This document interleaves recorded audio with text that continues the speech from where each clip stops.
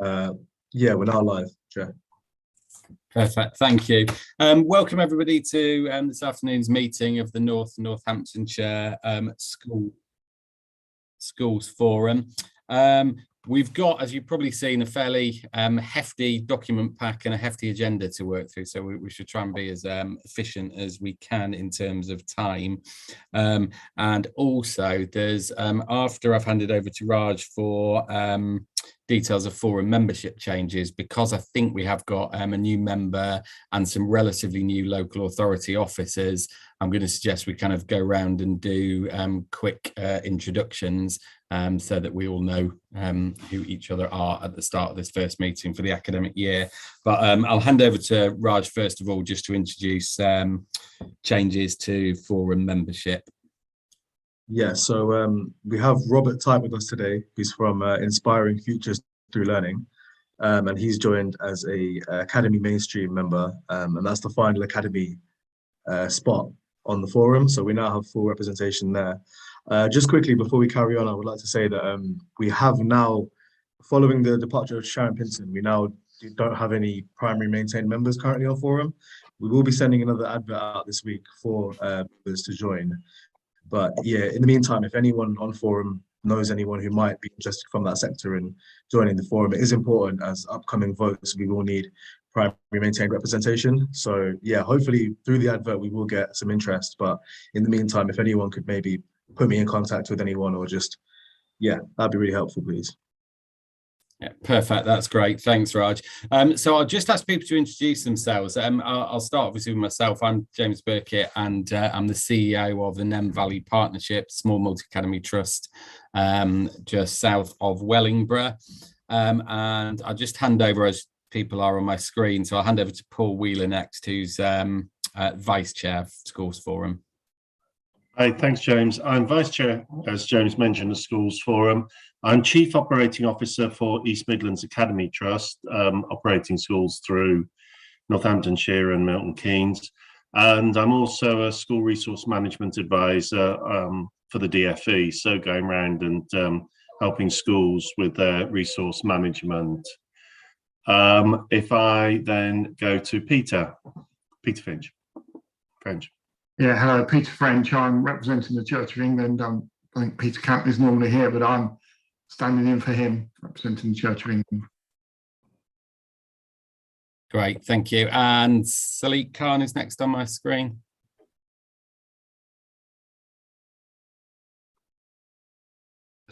Oh, no, works. Yeah, I'm Salik Khan. I'm one of the finance officers that works in Children's Services. Great, thank you. And Councillor Edwards? Yeah, Councillor Scott Edwards, lead member for Children's Services for Northants. Thank you. Neil Goddard? Yeah, good afternoon, everybody. My name is Neil Goddard. I'm the Assistant Director of Education for Northamptonshire Council. And Robert Tate? Afternoon, everyone. Rob Tate, CFO for IFTL. We're just as a little bit of an introduction. We've got 15 schools, 3 of which are in Corby, Woodnewton, Exeter and Priceville. Right, thank you. Welcome to Schools Forum. Nikki Lamond. Hi, Nikki, Executive Principal of Danes Home Infant and Junior Academies in Corby, part of Greenwood Academies Trust. Thanks, Nikki. And Joe. Joe Sanchez, CEO of Learning for Life Education Trust, which is in East Northampton, small trust not far from James's. And Sarai Bay. Afternoon, everyone. I'm the Senior Finance Business Partner on Children's Services. Hello. Lee Hughes. Afternoon, I'm Lee. I'm from PDET. I think we've got 31 schools in Northamptonshire, 16 in Northamptonshire. I also sit on the SFA's working group, responsible for the sort of Academies Trust handbook and documents such as like that. So been a member of this since the inception in the old days as well. So. Perfect, thanks, Lee. Yoki O'Brien. Hi, I'm Yoki O'Brien. I'm the Strategic Finance Business Partner for Children's Services. Yeah, okay. And Siobhan? Hi, yeah, Siobhan Hearn, Principal of Latimer Arts College, the only maintained secondary school in Northamptonshire. And Angela? Hi, I'm Angela Prodger. I'm the Joint Head of Centre at Pen Green in Corby. And Nicola Jones?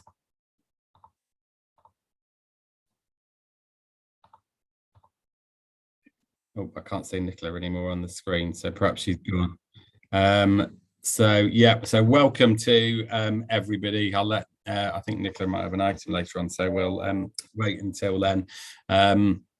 But yeah, welcome to everybody. We'll begin with just the item on the minutes of the previous meeting of Schools Forum. Now, that I think was one I was absent for, and Paul very kindly chaired in my absence. Are there any comments on the minutes in terms of accuracy from any members who were there?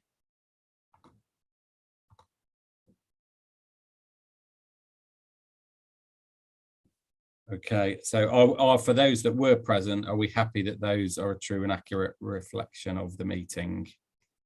Yeah, I'm happy with that, James. Great, thank you. And any matters arising from that or officer feedback that we need to draw attention to?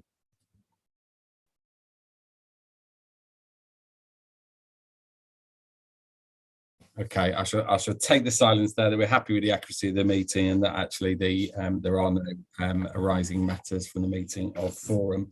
So we'll move rapidly on to item number 3, which is the DSG outturn and budget update. And I think for this, I'm handing over to Soraya. Thank you, Chair.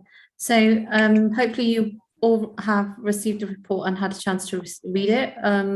This item is a report that's giving you an overview of the DSG outturn for 21-22 and a DSG update on 22-23. I'll just whiz over a couple of points on the report. So item 2 is basically a breakdown of the final position of the DSG for 21-22.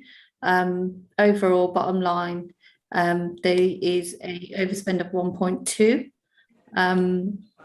The information below after that basically breaks down what the overspend relates to. So on the schools block, you've got an overspend of growth fund for 350k. There's an overspend on trade union facilities for 1,001, and then there's an underspend on contingency for 13,000. Central services school block, there's no overspend on that. It was all contained within the funding envelope. High needs block, there is a overspend of 189k, and that overspend is mainly on top-ups and place top-ups and post-16 and out-of-county placements.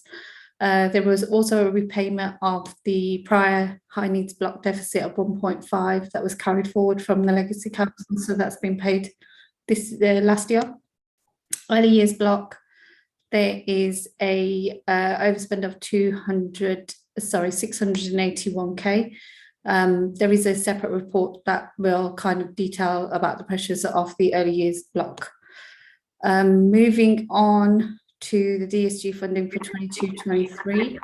Overall, we have a allocation of 330 million, and the tables below after that will kind of break down how that's kind of differed from the December allocation to where we are in July, and that kind of is mainly made up of additional high needs block funding, which was announced in December 21 for 1.8, a favourable high needs block import and export adjustment in July 22, which was for 365k, and a recalculation of the early years block based on the January 21 and 22 censuses.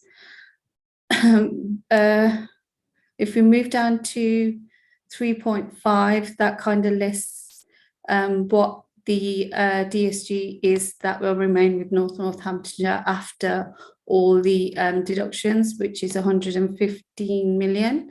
Recommendations for school forum is to take note of this. So this is just for information only. There's nothing to kind of vote on. And then a more detailed report on the DSG budget brought in December to schools forum. And then I will open up to any questions if anybody's got any on that. Perfect. Any questions or comments on that, please? Hi, Paul. Hi, thank you very much. Thanks, Sue. I've got a couple of questions. The later in the report, we're talking about the high needs block balance brought forward from NCC, the overspend being effectively repaid. But how does that compare to the overspend that we had last year? Does that mean that we're also carrying a deficit into the current year? And will we be balancing the high needs block thereafter with or without the 0.5% need to transfer from the DSG? That's the one question I've got. On the 22-23 funding, just a quick one on that. I can see that we've got a higher allocations, but do we have an expenditure forecast as to where we're likely to be against our income that we're getting in? Thanks.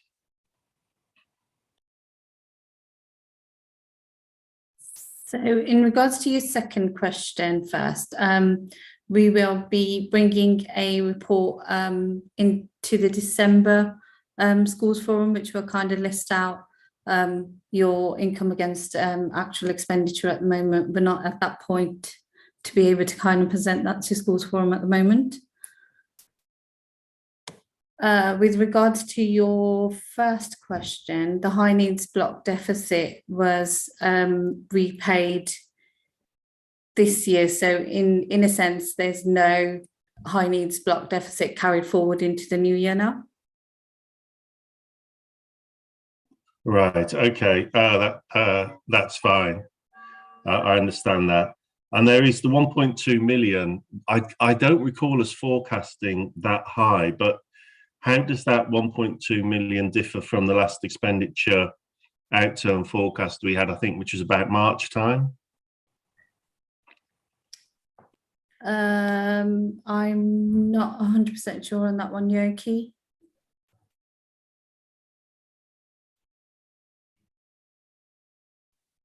I don't recall us bringing a forecast in March, I don't think.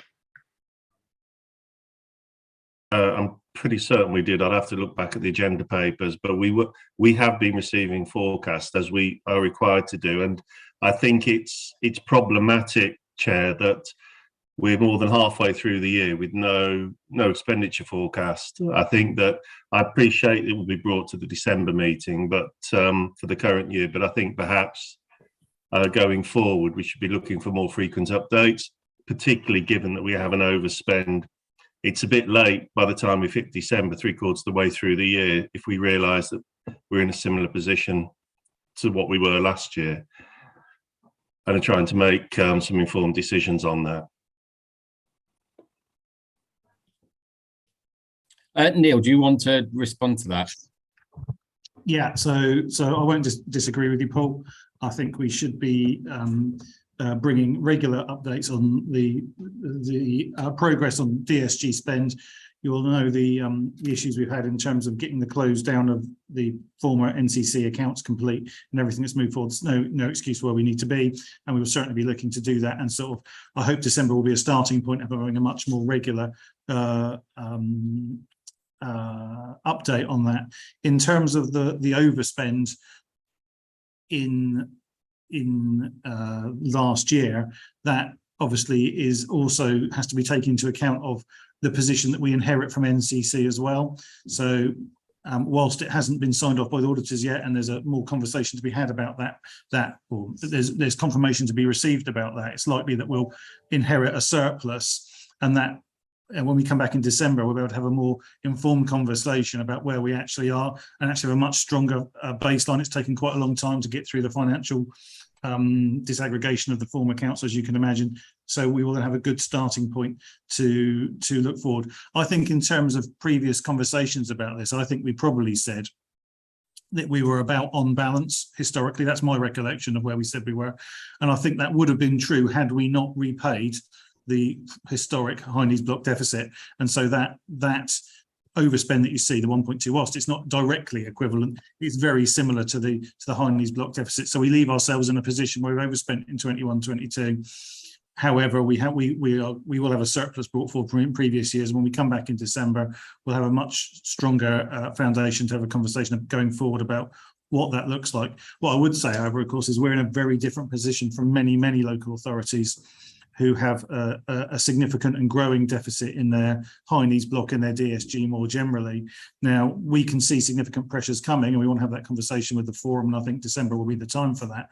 But we do start from a different position, which doesn't mean we shouldn't be, doing a huge amount of work. And I hope you can see that we are in terms of managing the costs on the high needs block. But we're not in a position that other local authorities might be, where there's a deficit that's growing due to increasing needs.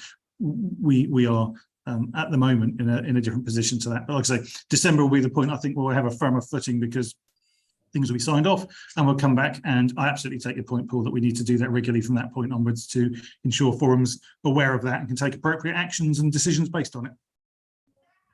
Yeah, great. Thank you, Neil. And I do I note the point there about kind of managing to get high needs block spend under control, which sort of has long been an issue discussed by forum. I wonder if I could suggest then for the December meeting, if perhaps as part of that update, if officers were able to propose a schedule for when forum would receive budget updates, so that we've got a kind of agreed calendar of how frequently those things are going to be received by forum, so that we can obviously make sure that that is regular moving forward. I think that would be really useful, and particularly to sort of address Paul's point is that, within the first quarter is how to make sure that actually we do receive a report there. That would be great. And I wonder also, as a second thing, it is if it is possible just to kind of dig out headline figures of the forecast from last year, because I think it'd be quite interesting to see where we were stage by stage and how accurate we were with forecasting in each period. I think that would be great. Any other comments or questions on that item? Sorry, Chair, can I just ask one very quick thing? It was it's a minor amount of money on the overspend on the de-delegated budgets, the trade union facilities time. It's just a tiny amount of money, but what I wanted to ask is, I haven't seen anything in the papers in reference to any proposals for trade union facilities time and levies to the maintained schools for the next academic year. Will those come to December? And are we anticipating that will increase from the previous year's amount de-delegated? Paul, we actually have I think it's been raised as a last minute bit of AOB precisely on that point, and I think it's going to be proposal and voting on that point in the December meeting. Fine. Yeah, great.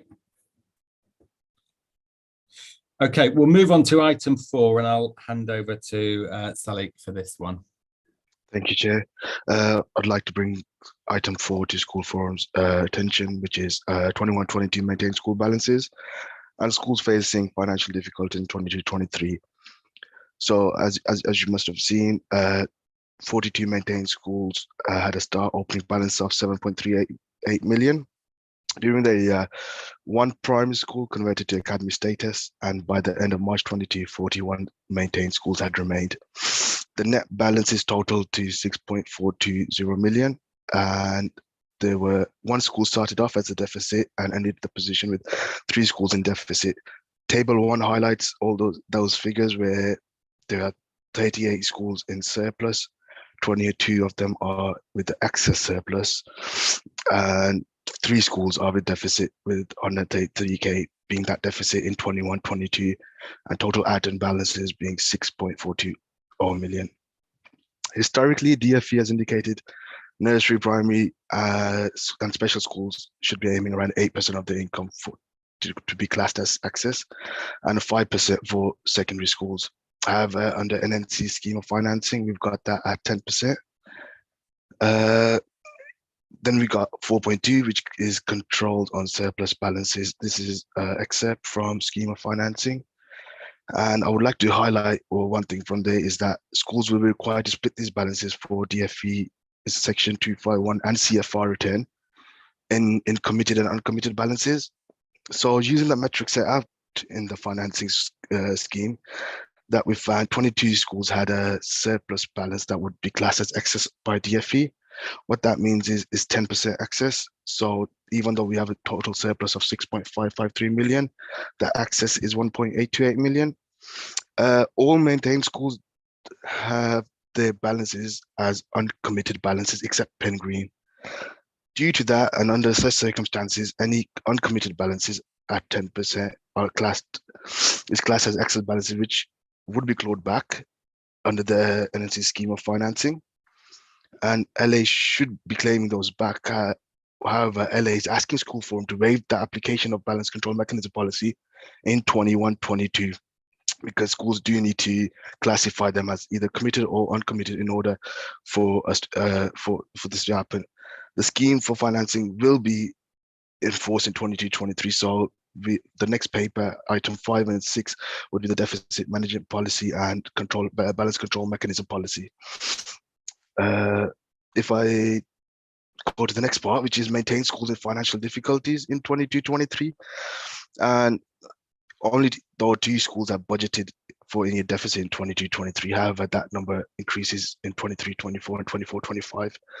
With the increase in teacher pay award, and we envisage more schools will go into deficit as cost pressures mount on school budgets. And then we've got the excerpt for deficit management policy.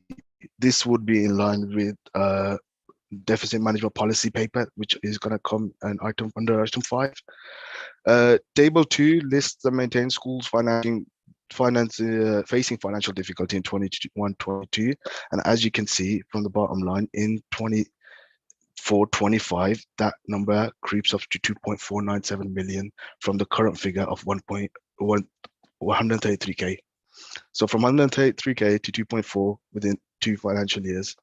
So I'd like to recommend to School Forum to make an exception for 21-22 and not apply the clawback policy as the requirement states in the scheme of financing school. This is to remind maintained schools the importance of classifying their balances accurately, whether they are committed or uncommitted. And based on this paper, I would ask School Forum to approve agenda item 4 and 5 also. And I open up the floor for any questions.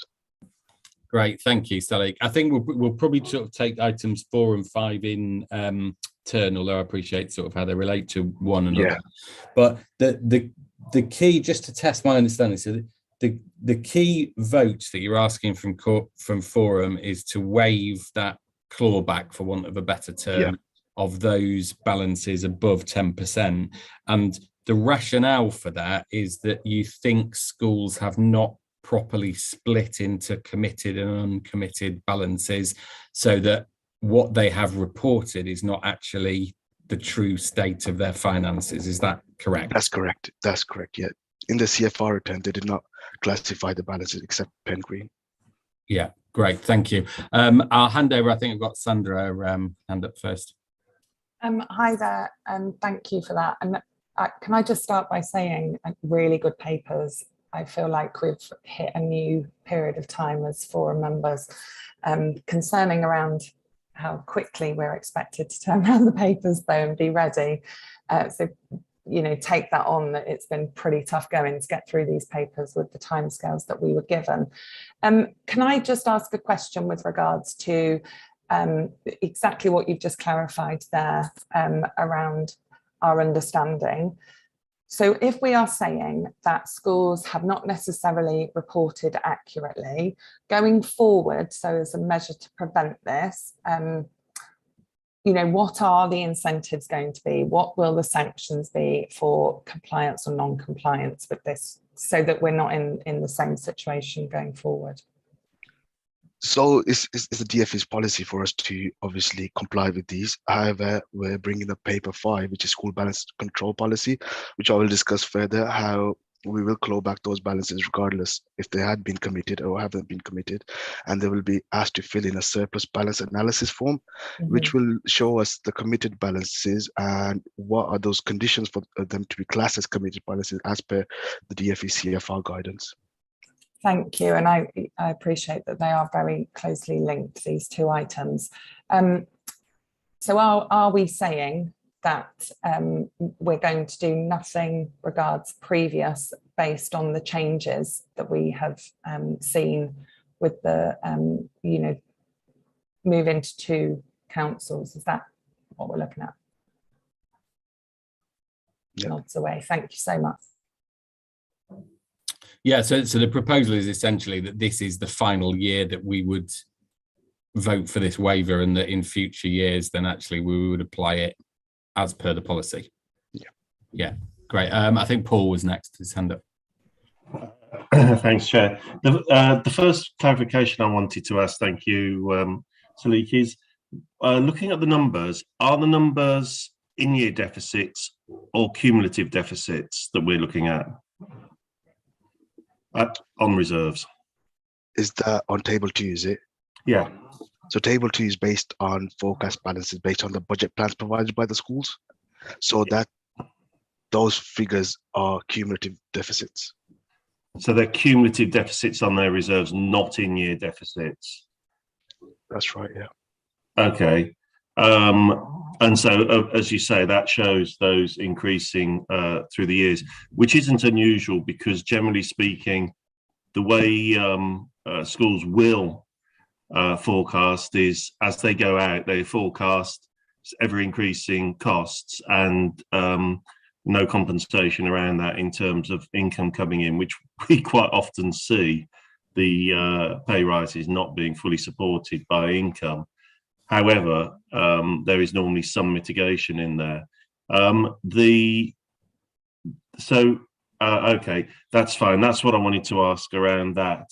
And the other one is the local authority working either internally or with school resource management advisors where schools are in difficulty to see how they can support that and how they can support any cost adjustments for those schools? Yeah, that brings me to my item number 4, which is the deficit management policy, where schools will be asked to provide budget plans on a quarterly basis in link with head of school and effectiveness. And I'll go through that on the next agenda. But we have started asking schools for cash flow forecasts, as well as any license deficit schools for further budget plans and how they're managing that. And you're offering them support from professionals within the team or through the wider sector. Yeah. Okay, that's the thank you very much. Thank you, Chair. Right, I think Lee was next. Yeah, hi, thank you for the paper. I think the point about designated reserves, if you like, or carry forwards is really important. What support is being put in place to communicate with these schools around the categorization of reserves, I guess, and carried forwards, and what can be put in place, because that changes the narrative totally. If you think about academy land with having to justify 20% of reserves, for example, there's 4 schools there with carried forwards that are over that magical 20% that if you're in academy land, you'd have to go and report. So that changes the story. So I just want to know that we're going back to these schools where we're saying we don't think some of the classification is being done properly. How are we addressing that? So I think that predominantly will be addressed via the surplus balance analysis form, where school will be asked to justify, if you have a look at agenda item 5, the forms there, that will ask schools to provide evidence and governor body meeting notes where they have expected to have the cost within the financial year, however it hasn't come in, as well as provide evidence for any committed balances. Wouldn't they have been asked for that already?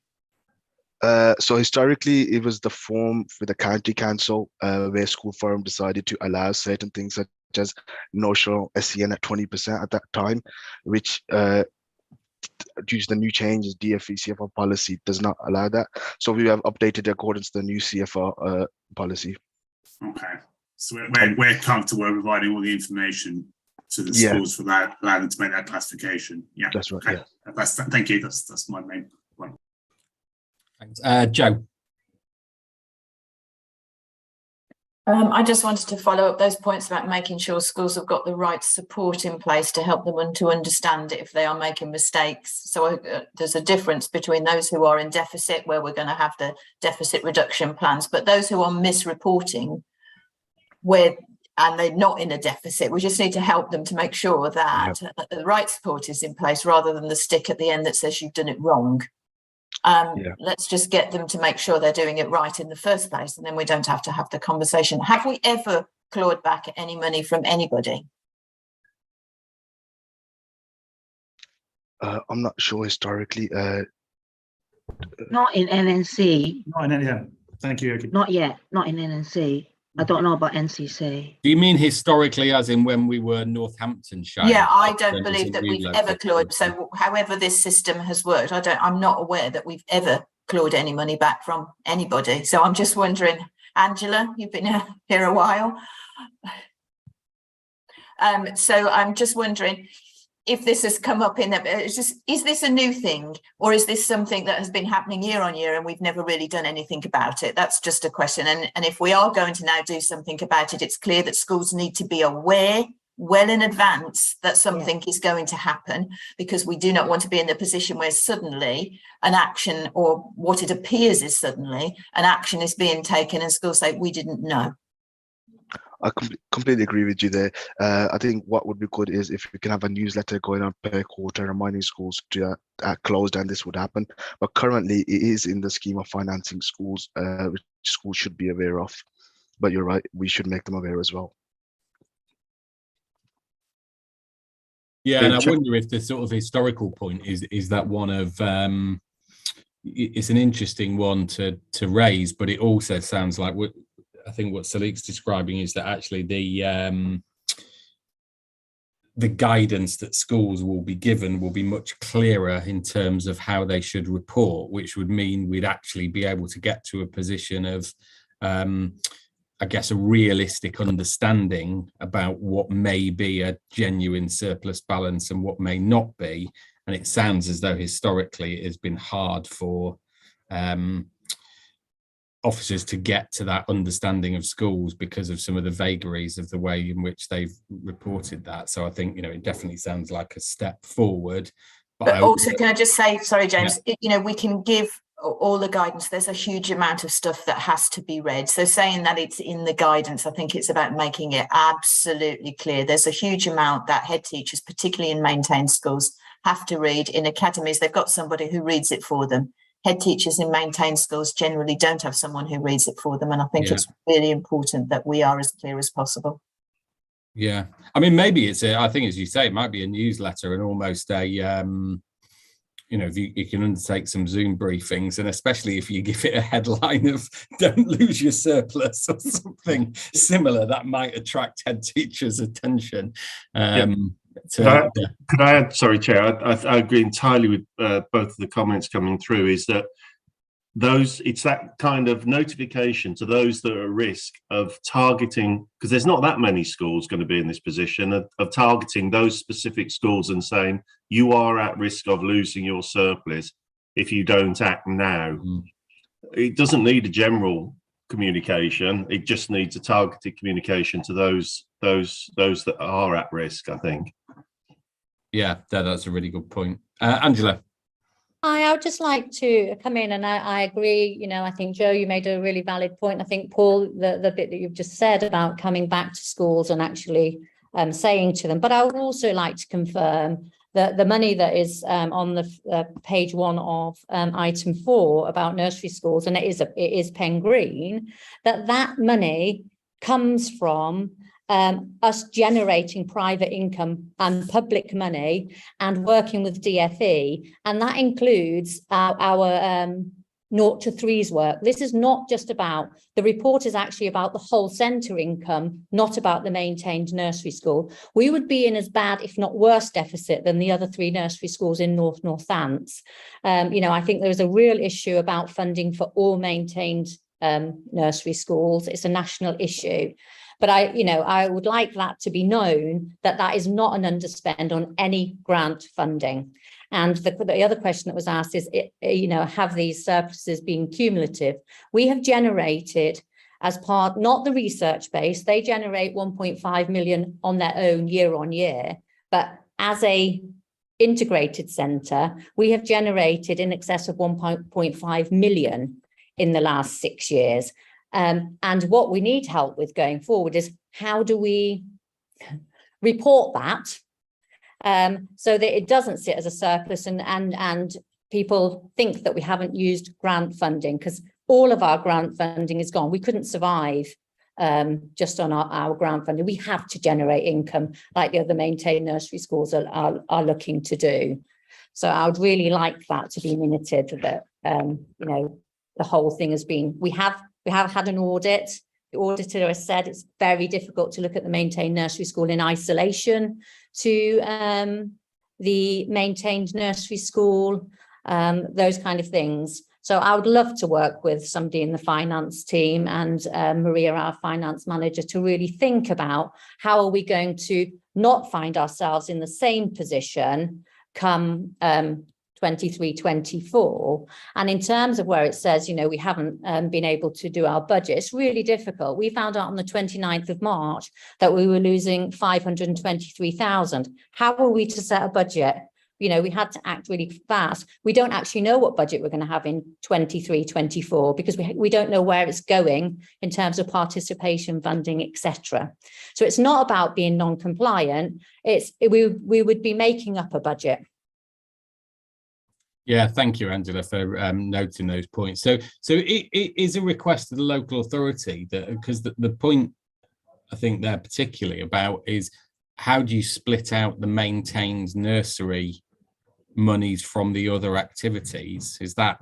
Yeah, because what's been taken into consideration is all the income that's coming into the centre, and likewise all of the money. So what's been used as our surplus is money that's been generated through our 0 to 3s provision. Money, I know at Croyland they have a similar model of early years and a maintained nursery school. I know at Parklands in Northampton they've got a charity for their early years and then they've got their maintained nursery school. So we'd really appreciate some work with us around not being seen to be, well, I think not very, I don't know what word to use, but like we haven't been considerate, or we haven't used money, or we're saving money, keeping money behind. We spend every penny of our grant. It has to go on the children there and then. It isn't about saving grant money. And no, I don't believe any nursery schools do that. There isn't enough money to be able to do that. Yeah, no, thanks, Angela. I mean, is that something local authority officers could undertake to do with? Angela would look to split that out. Chair, if I can, I think so. I think there's some work already underway, as Angela said, in terms of an audit and other work that's going on in terms of early years finance generally and support for the maintained nursery schools. There's a paper on the agenda late that's been referenced already, but like I said, I'd be happy to take that away and work with colleagues to ensure that support's given. Great, thanks. So I think we're in a position where we can move to a vote on this. And can I just be clear, Neil, is this actually a forum decision, or are you after our vote as a kind of consultative body in order for the local authorities to take a decision? Okay, Yoki may have to advise on this specifically. I think it's our decision that we're asking for your opinion on, would be my view. Yoki, would you agree, as it's in the scheme for financing schools? It is the local authority's decision ultimately, but yes, we are asking schools forum opinion on this, obviously. Okay, great. So if we could take a vote, so essentially the proposal is that an exception is made for the 2021-22 academic year, and for the local authority not to apply the clawback policy on the balances as outlined. So All those in favour. Sorry, James. Sorry. Before that, am I able to vote in light of, you know, I have a. We're talking about Pen Green being one of those. So should I not vote? Abstain? No, I think you can vote, Angela. You're here representing a. I think you're representing that sector. Okay, that's fine. Yeah. Okay. I just wanted to be clear. That's all. Yeah. Yeah. So the wording essentially is, so in being in favour of making the exception to not apply the clawback policy for 2021-22. So those in favour, if they could raise their hands, and I shall ask Raj to do a count and let me know when he's got the numbers.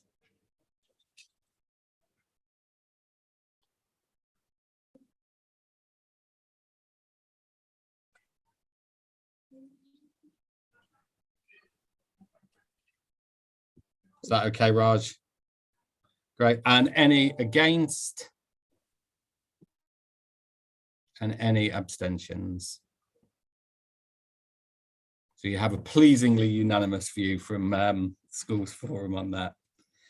Thanks. We'll move on now to obviously the related item, item number 5 of the school balances control policy. And I know Salik has mentioned that in passing, but anything further then to say on that, please, Salik?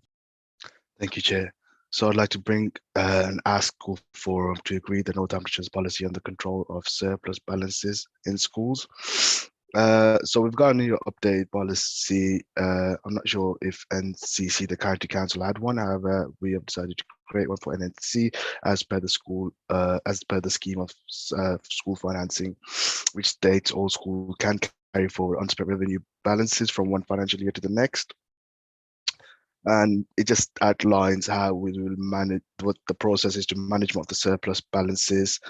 And there is the criteria which will allow, as per the school balance analysis form, which will allow schools to commit against prior year commitments for capital, which is devolved capital and other capital of nature, such as Healthy People Fund, and income generated previously by sponsorships and donations, etc. So, as well as commitments of revenue nature, which is school improvement and other planned priorities, unspent committed pupil focused and extended school funding, or grants, unspent previous fiscal year's pupil premium grant.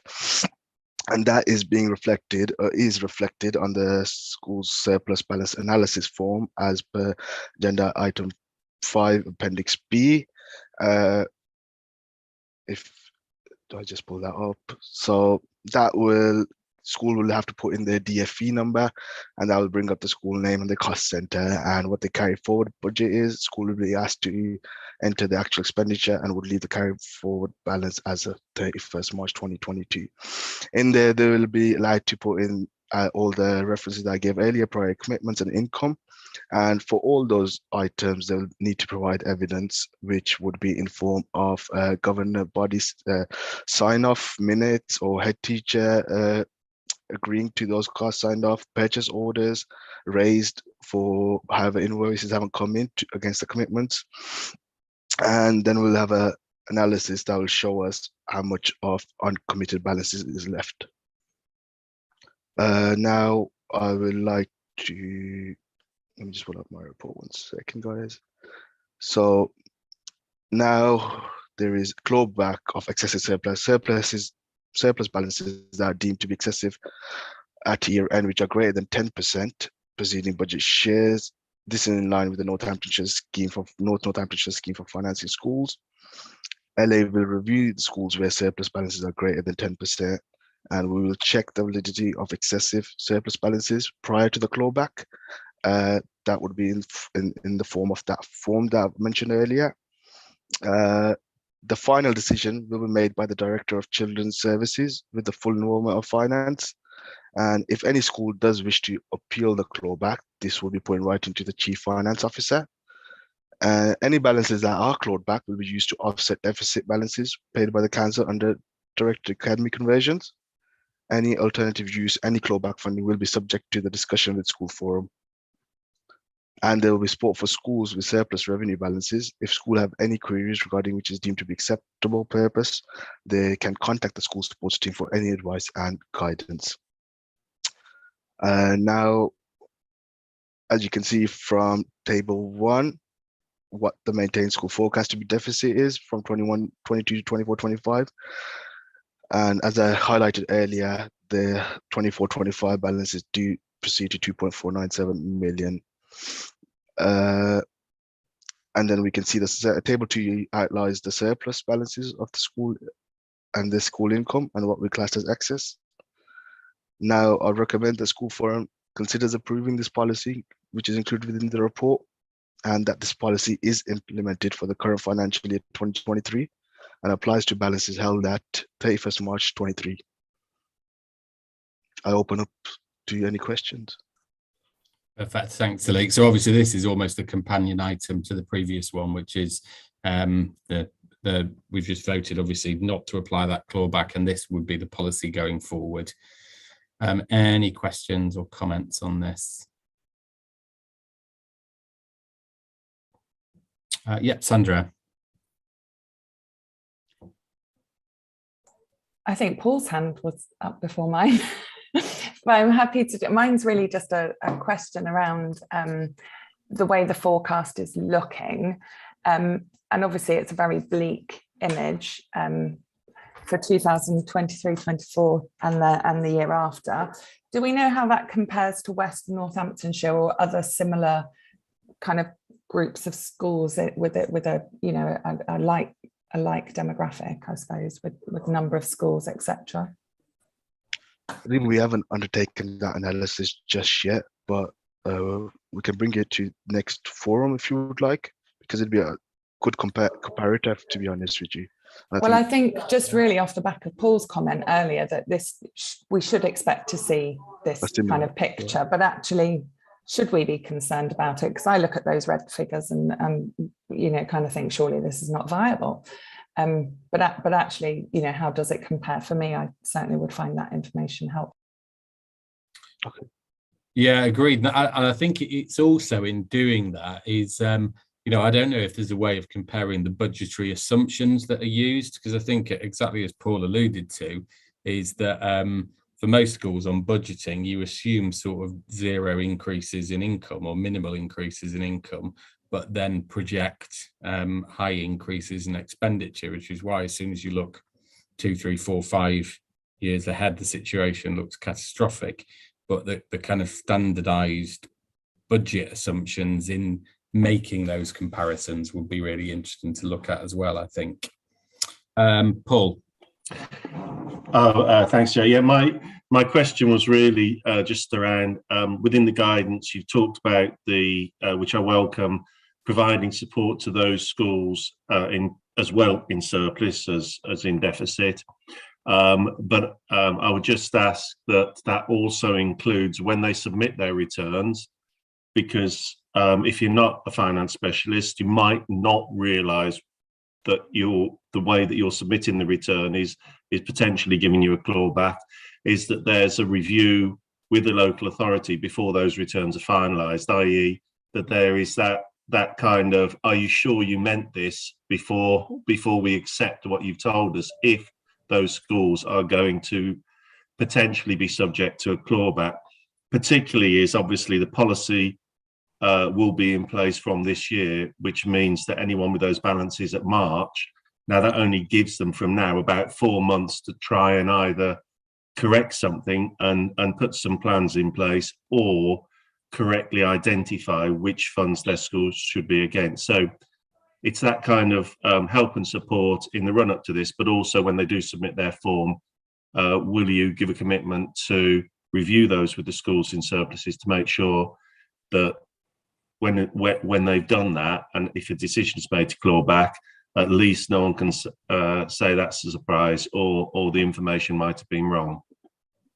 Yeah, so under the policy 4.1, 0.2 and 0.3, it mentions there that the LA will check the expenditure outlined in the balance form that reflects expenditure that has been included in the school budget plan. Where LA is satisfied with the plans and the evidence, they will confirm this to the school. Monitoring will continue to take place throughout the year to verify that plan expenditure is eventually realized. So we will make a commitment to support those schools with our team and help them and make them aware if they are to be clawed back. Thank you. Thanks. Yoki. Hi, thanks. What I wanted to say was, for those schools that are forecasting a carry forward deficit, this is because all these figures are taken from the submitted school budget plans that is supposedly have been authorized by their respective governing bodies that's been submitted to the LA. So this is part of the 3-year medium-term financial plan for each individual schools that we've taken these figures from. Thanks. Neil.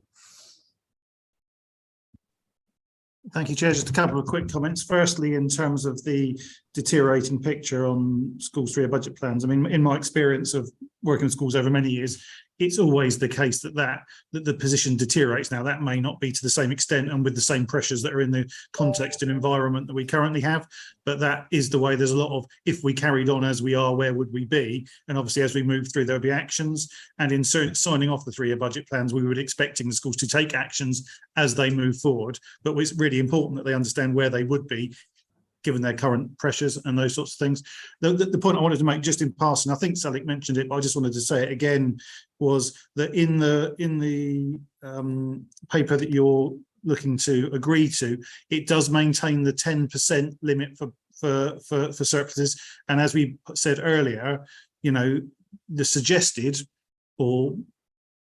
suggested through DFE is 5 and 8%. So like I say, I'm not suggesting you change it. I just want you to be clear that we are sticking with the 10% that has historically been in the NCC and NNC scheme for financing schools, and not reverting to the 5 and 8%. Like I say, the DFE suggest, I won't go as far as recommend, but suggest as a level and other local authorities use. So just so you're aware of what you're agreeing to, because that's part of what we're saying as well. Like I say, I think it's the right thing to do, but I just wanted to be really clear about that.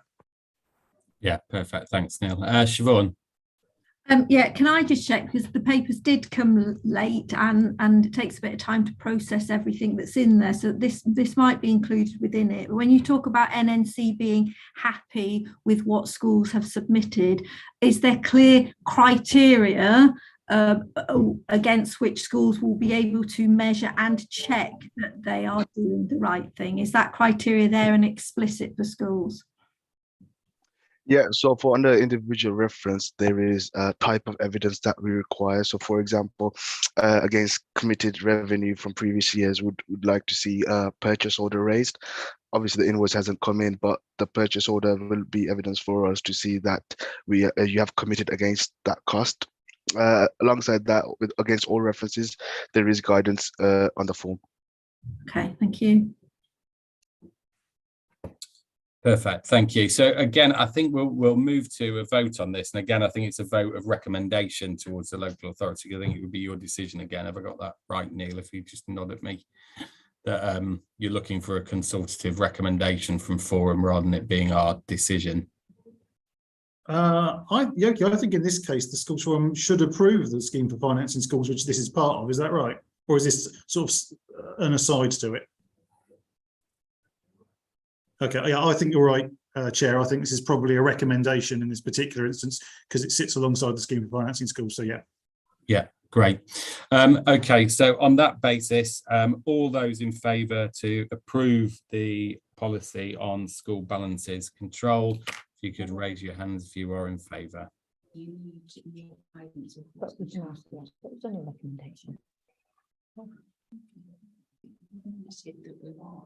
And Raj, if you let me know when you're happy. Yeah, I've got that. Any votes against approving that policy or recommending approval of that policy? And is that an against, Lee? Yeah. Thank you. And any abstentions?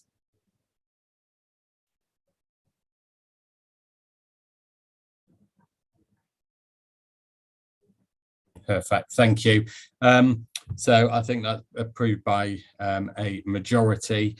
And then if we move on to item number 6, it's yourself again, Salik, for the school's deficit policy, which I guess is sort of the third item of the trilogy here. Yeah, so thank you, Chair. I'll like to start off to let school forum know that all Northamptonshire maintained schools of the NNC school deficit budget policy in wake of the current increasing challenges and economic climate that school must operate within. This is a policy that Northamptonshire County Council also adopted, and from there is the new updated policy for Northamptonshire Council. The current policy within the NNC scheme, this just builds upon that in terms of the increasing new procedures. If I highlight the new procedures would be if a school obviously has a deficit, all schools are required to include use carry forward of the budget proposal form where a deficit of 1% is more identified, planning process, a business case, and a recovery plan for all licensed deficit schools to be authorized by NNC schools. Authorization of licensed deficits, that the business case and a recovery plan will be scrutinized by NNC Schools Finance, who will liaise with the school, NNC's HR, school's HR advisor, school improvement manager within children's services. And the annual recovery plan approach for any schools with deficit greater than 50k for primary, nursery or special, or 100k for secondary will need to be authorized by AD of education. The school will be notified of a decision in writing, which will include any terms and conditions attached to the authorization, which will include the maximum deficit allowed, the period covered by the authorization, the monitoring and reporting requirements, measures which will be taken if schools fail to adhere to the agreed plan or terms and condition. A copy of that will be sent to NNC's HR or the school's HR advisor and head of school of effectiveness. In regards to monitoring and reporting, all schools with a licensed deficit or managed budget will be submitting a monthly deficit monitoring report to school's support team by the 15th of each month. The format of the monitoring report will be a cover note from the chairs of governors explaining the progress made during that period and any reasons for deviation from the agreed recovery plan, and a copy of cumulative expense analysis report at the submission date. In the event of monitoring report not received within 14 days due to date, the school finance team will notify the finance business partner who will recommend it to the strategic finance business partner, and they'll follow up actions as required, which may be an instance of calling the chair of governor or head teacher in for a meeting to discuss the situation. Any deficit, when a potential new deficit is identified during the financial year, either by the school or by the school support team, as part of the monitoring, the process will follow that the potential deficit will be acknowledged by the strategic finance business partner, who will confirm in writing with the chair of governors the requirement of monitoring reports. A copy of the letter will be sent to NNC HR. School will develop the plans for recovering deficit as soon as the potential deficit is identified with the support of the school support team, and a formal business case and a recovery plan will need to be submitted within 3 months of this in-year deficit being identified. Accelerated cash advance for deficit schools. Schools with a deficit budget will only be permitted to apply for an accelerated cash advance up to the value of the authorized deficit. Any application will need to identify when the accelerated cash advance will be repaid. And further advice is always available on planning school budgets should be sat from school's finance support team. In regards to the recommendations for school forums, school forum have a consultative and advisory role in school funding and financial matters. The school forum good practice published by DFE highlights the effectiveness of school forum and is determined by the relationship between itself and the LA. This includes partnership having shared understanding of the priorities and issues and concerns. This paper recommends school forum to adopt the NNC school deficit budget policy to strengthen that shared understanding and oversight the number of schools operating with deficit budgets. Yeah, I open up the floor to questions now. Yeah, thank you, Joe. Just looking through, it says what happens to the deficit if a school closes or the surplus. What happens if a school becomes an academy? Should that be mentioned? I think that would be determined by whether it's a sponsored school or a converter school. But I can take that question back. Yoki, would you want to comment on that? Yeah. So if a school has a deficit, if you are a school that's converted to an academy status and you have a deficit, the deficit follows you. But I believe if you're a sponsored academy, then it will stay with the LA. It's probably worthwhile clarifying that in there, just so that I think that it's covered. Okay. Because it talks about closing the school, but it doesn't talk about converting the school into anything else. Yeah. And is that, can I just check, is that a blanket policy, or is that something that the local authority would agree with the DFE as part of the conversion? That is the DFE's, that's the DFE's version. So that is the policy. Yeah, that's the DFE's policy. So yeah, it would be really useful to have that included in there, I think. Yeah. Okay. Perfect. Thanks, Sandra. I just have a couple of questions. First of all, with regards to the 1% figure. So if you have more than 1%, you can have that agreed as a planned budget. Have I understood that right? First of all. Yeah, it's 1% and the maximum. That's a minimum level. Yes, and then there's the 15% as the maximum. The 1% seems quite low. I mean, it could probably be higher in my view. That's my own personal view. Before you then have to put in quite, a robust recovery plan. It does depend obviously on the income for whether that percentage is a more significant figure or not. Where does the 1% come from? Is that a DFE guidance or is that a local authority? I think that's from our NNC scheme of financing schools. So why isn't it 2%? Yoki, would you like to comment? Yeah. I was just going to say, I believe this is probably something that we inherited from the old county council. If you were to take what, in theory, what is actually in the official DFE guidance, I think it is not actually not. Schools are not allowed to operate under a deficit scenario without a license deficit, basically. In all the previous local authorities I've been in, if a school goes into deficit, they need to have a pre-approved license deficit before. They're not allowed to just go into deficit just like that. Thank you. I kind of assumed that might be the case. And then the other question is when you fall into an in-year deficit, the policy says that you'll then put in place a recovery plan. Is that immediately or is that when you get to the 1% or if you're projecting that you're going to go? Do you see what I mean? Is it different? I don't think so. Do you really when you find that you are, spend is different from what you had planned, you find yourself heading towards an in-year deficit, do you have to put in a plan when you knew you're going over that 1% guidance, or is it prior to that because you had already forecast that you were going to be in budget? I think as soon as you know that you're going to go over that 1% threshold, I think you should apply for license deficit, because obviously there's a lot of work that needs to be done to get, to actually even, from past experience, to get a proper plan in place. I just wonder if that's not clear necessarily. From what I've read, I don't know if I'm doing it immediately, I'm heading towards deficit, or if I'm waiting, because I might be heading for a 0.5% deficit and therefore wouldn't be required to have a recovery plan.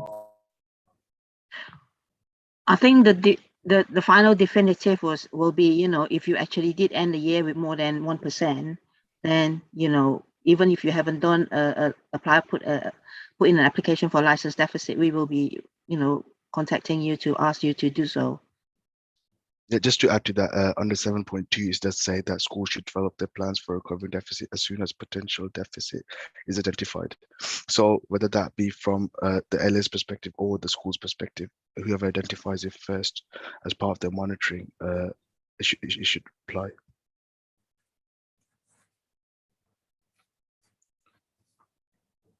Does that answer that question, Sandra? I don't think it's clear, only because I'm hung up on this 1% thing.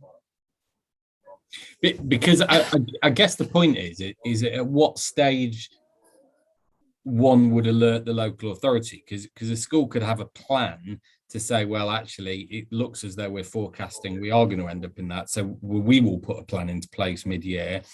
But it is what we're saying, actually, it's at the close of the year that the formal plan is drawn up, when that actual deficit is realised, rather than when it may or may not be realised.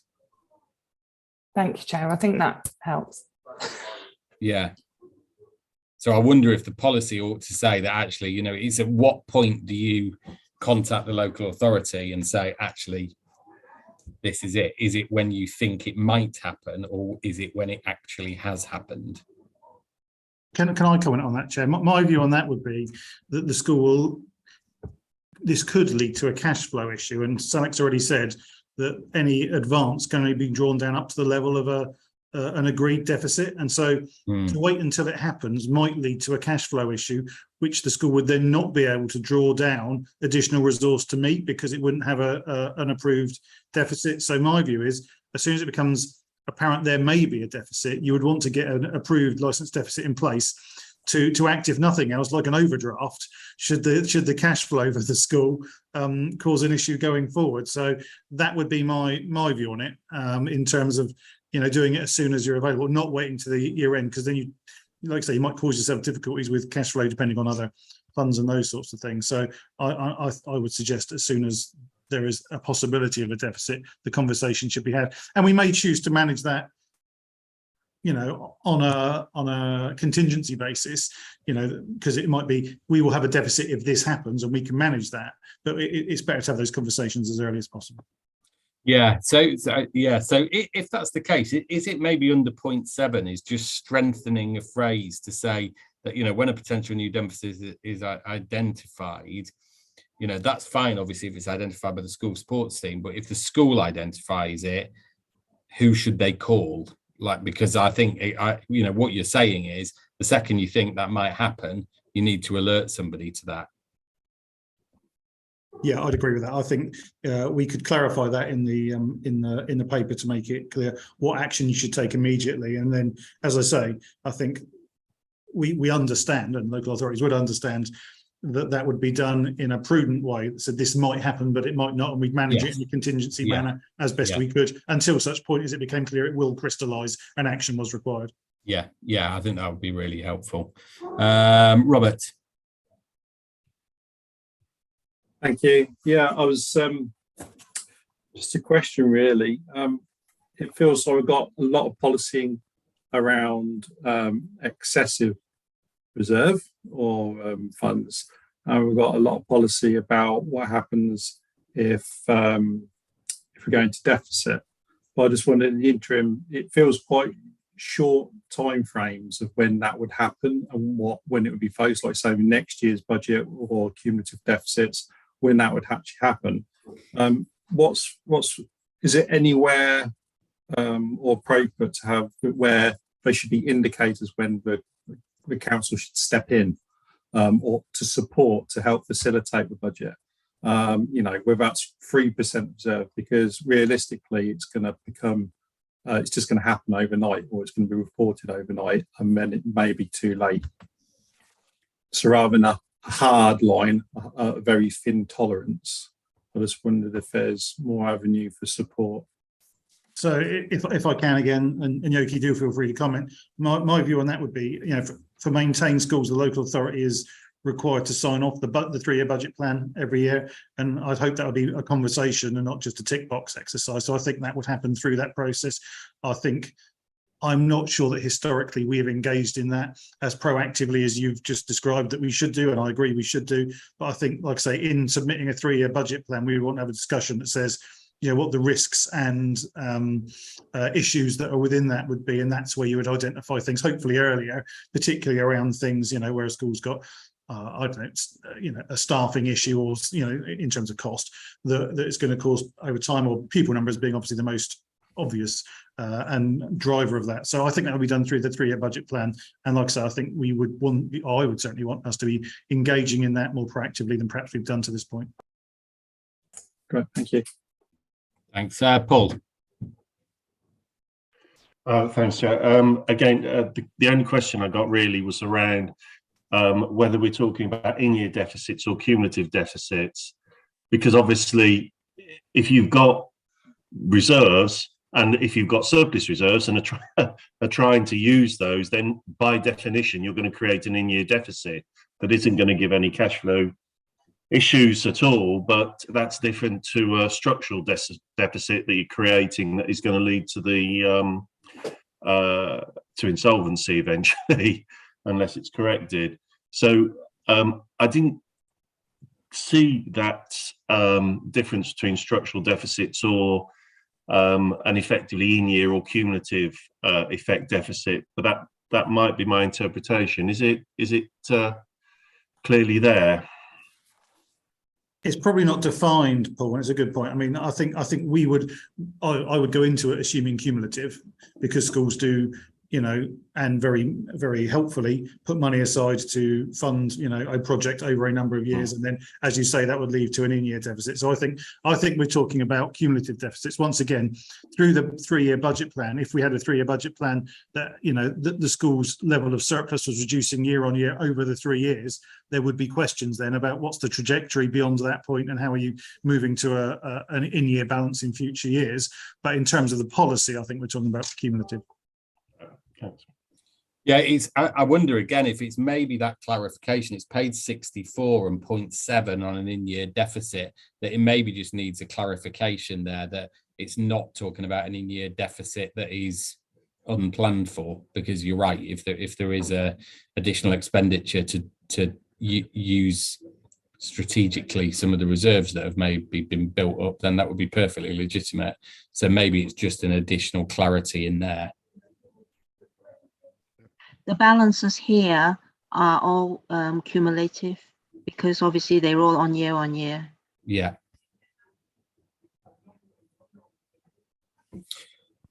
Great. So if we, and again, I think it's a similar position in terms of voting on this item, but there's probably, I guess what I'd like to do is get forum members of opinion on this policy on the basis that it will be amended to include the clarity on what happens to a deficit in the case of academisation. And it looks as though there's sort of two options there, one in which it's a kind of a sponsored academy and one in which it's a converter academy. And also those two amendments to 0.7 to one, clearly indicate the point at which a school should alert the local authority to a potential deficit, and 2, that point about what may be a planned in-year deficit and what may be unexpected, leading to cumulative deficits. So on the assumption that obviously the local authority would make those changes, again, if we vote on approval or recommendation, that is the policy that's adopted by NNC. So those in favour, if you could raise hands, please.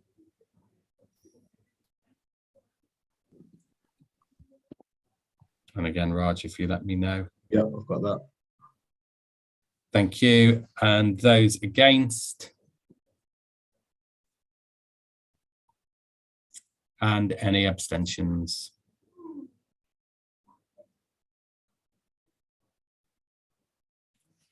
Perfect. Thank you ever so much. That's great. And thanks so much for the clarity of the papers there and the presentations on that. It's really, really helpful. Thank you. Great. So I think for number 7, it's NFF update for schools and high needs. And I think this is Yoki. Thank you, Chair. So I've brought before you a paper on the update of the National Funding Formula for 23-24 that was published by the DFE back in July.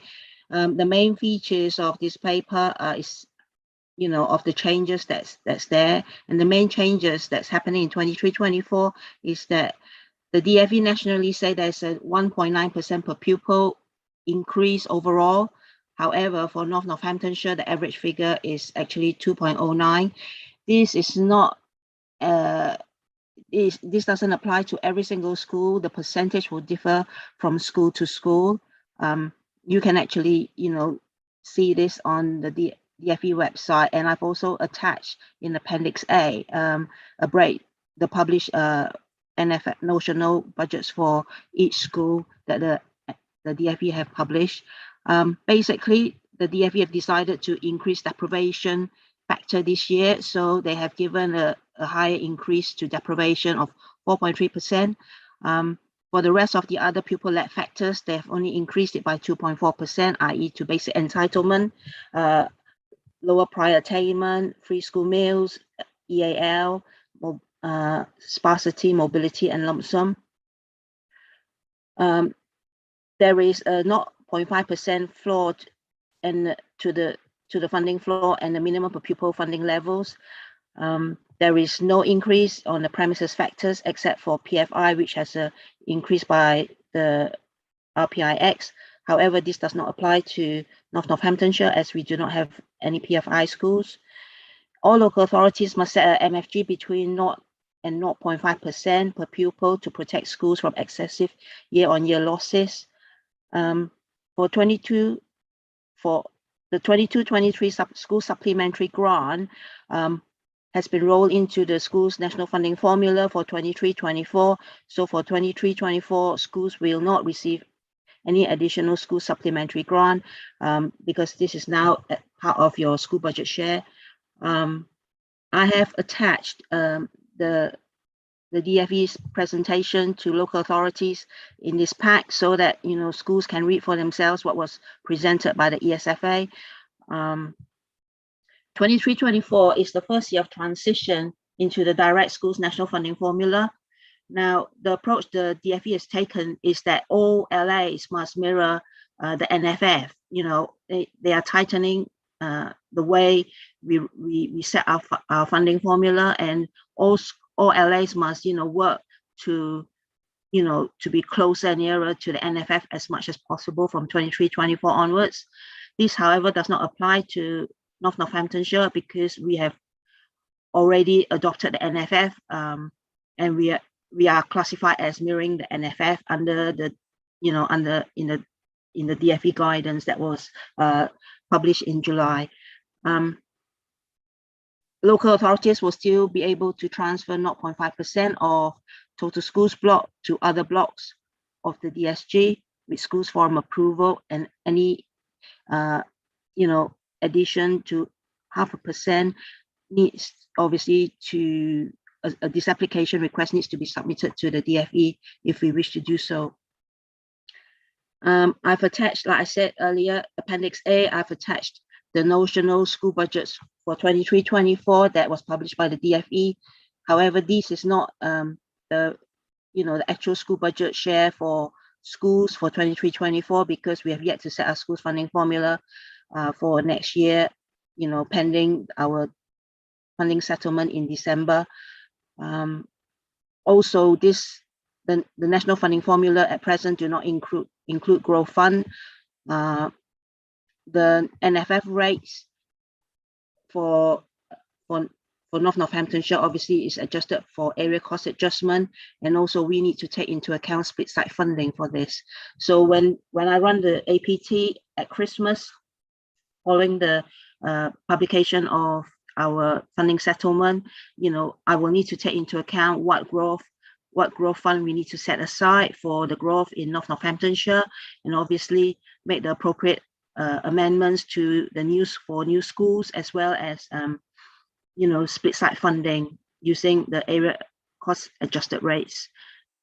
Table 1 on this report sets out the difference, the different rates for each of the factors for 22-23, what is currently 22-23, and what it will be for 23-24 for NNC. So you can follow that. High needs NFF, basically there's not been much change. There's not been any change, it remains unchanged because they are waiting to make more fundamental changes following the SEN and AP Green Paper consultation, which is, yet, to be the outcomes, which is yet to be announced.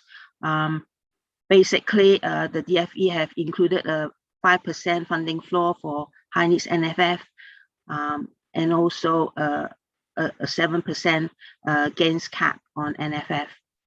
Central School Services block, the DFE continues to reduce our historic commitments by 20% year on year. As you know, Central School Services block is provided to fund local authorities to carry out central functions on behalf of maintained schools and all academies.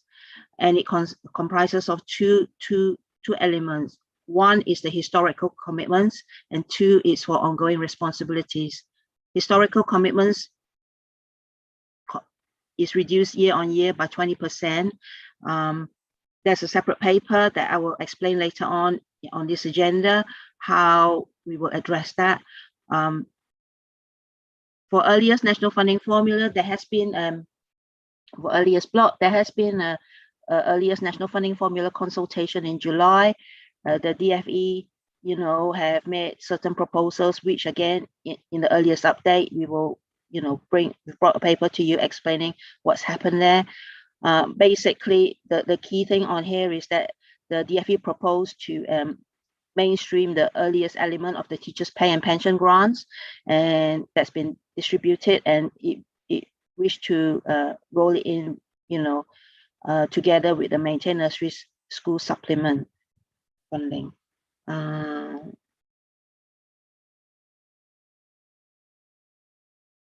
That is basically it really for the NFF for this year, for 23-24. Schools Forum is asked to note the proposed changes of what's going to happen, obviously, going forward. Thank you. Any comments? Thanks, Yoki. Any comments or questions for Yoki on that?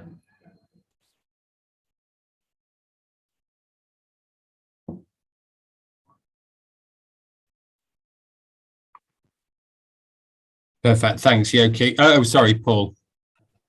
Sorry, it's less a question about the paper, which I think is as comprehensive it can be at this stage until we've got final allocations through.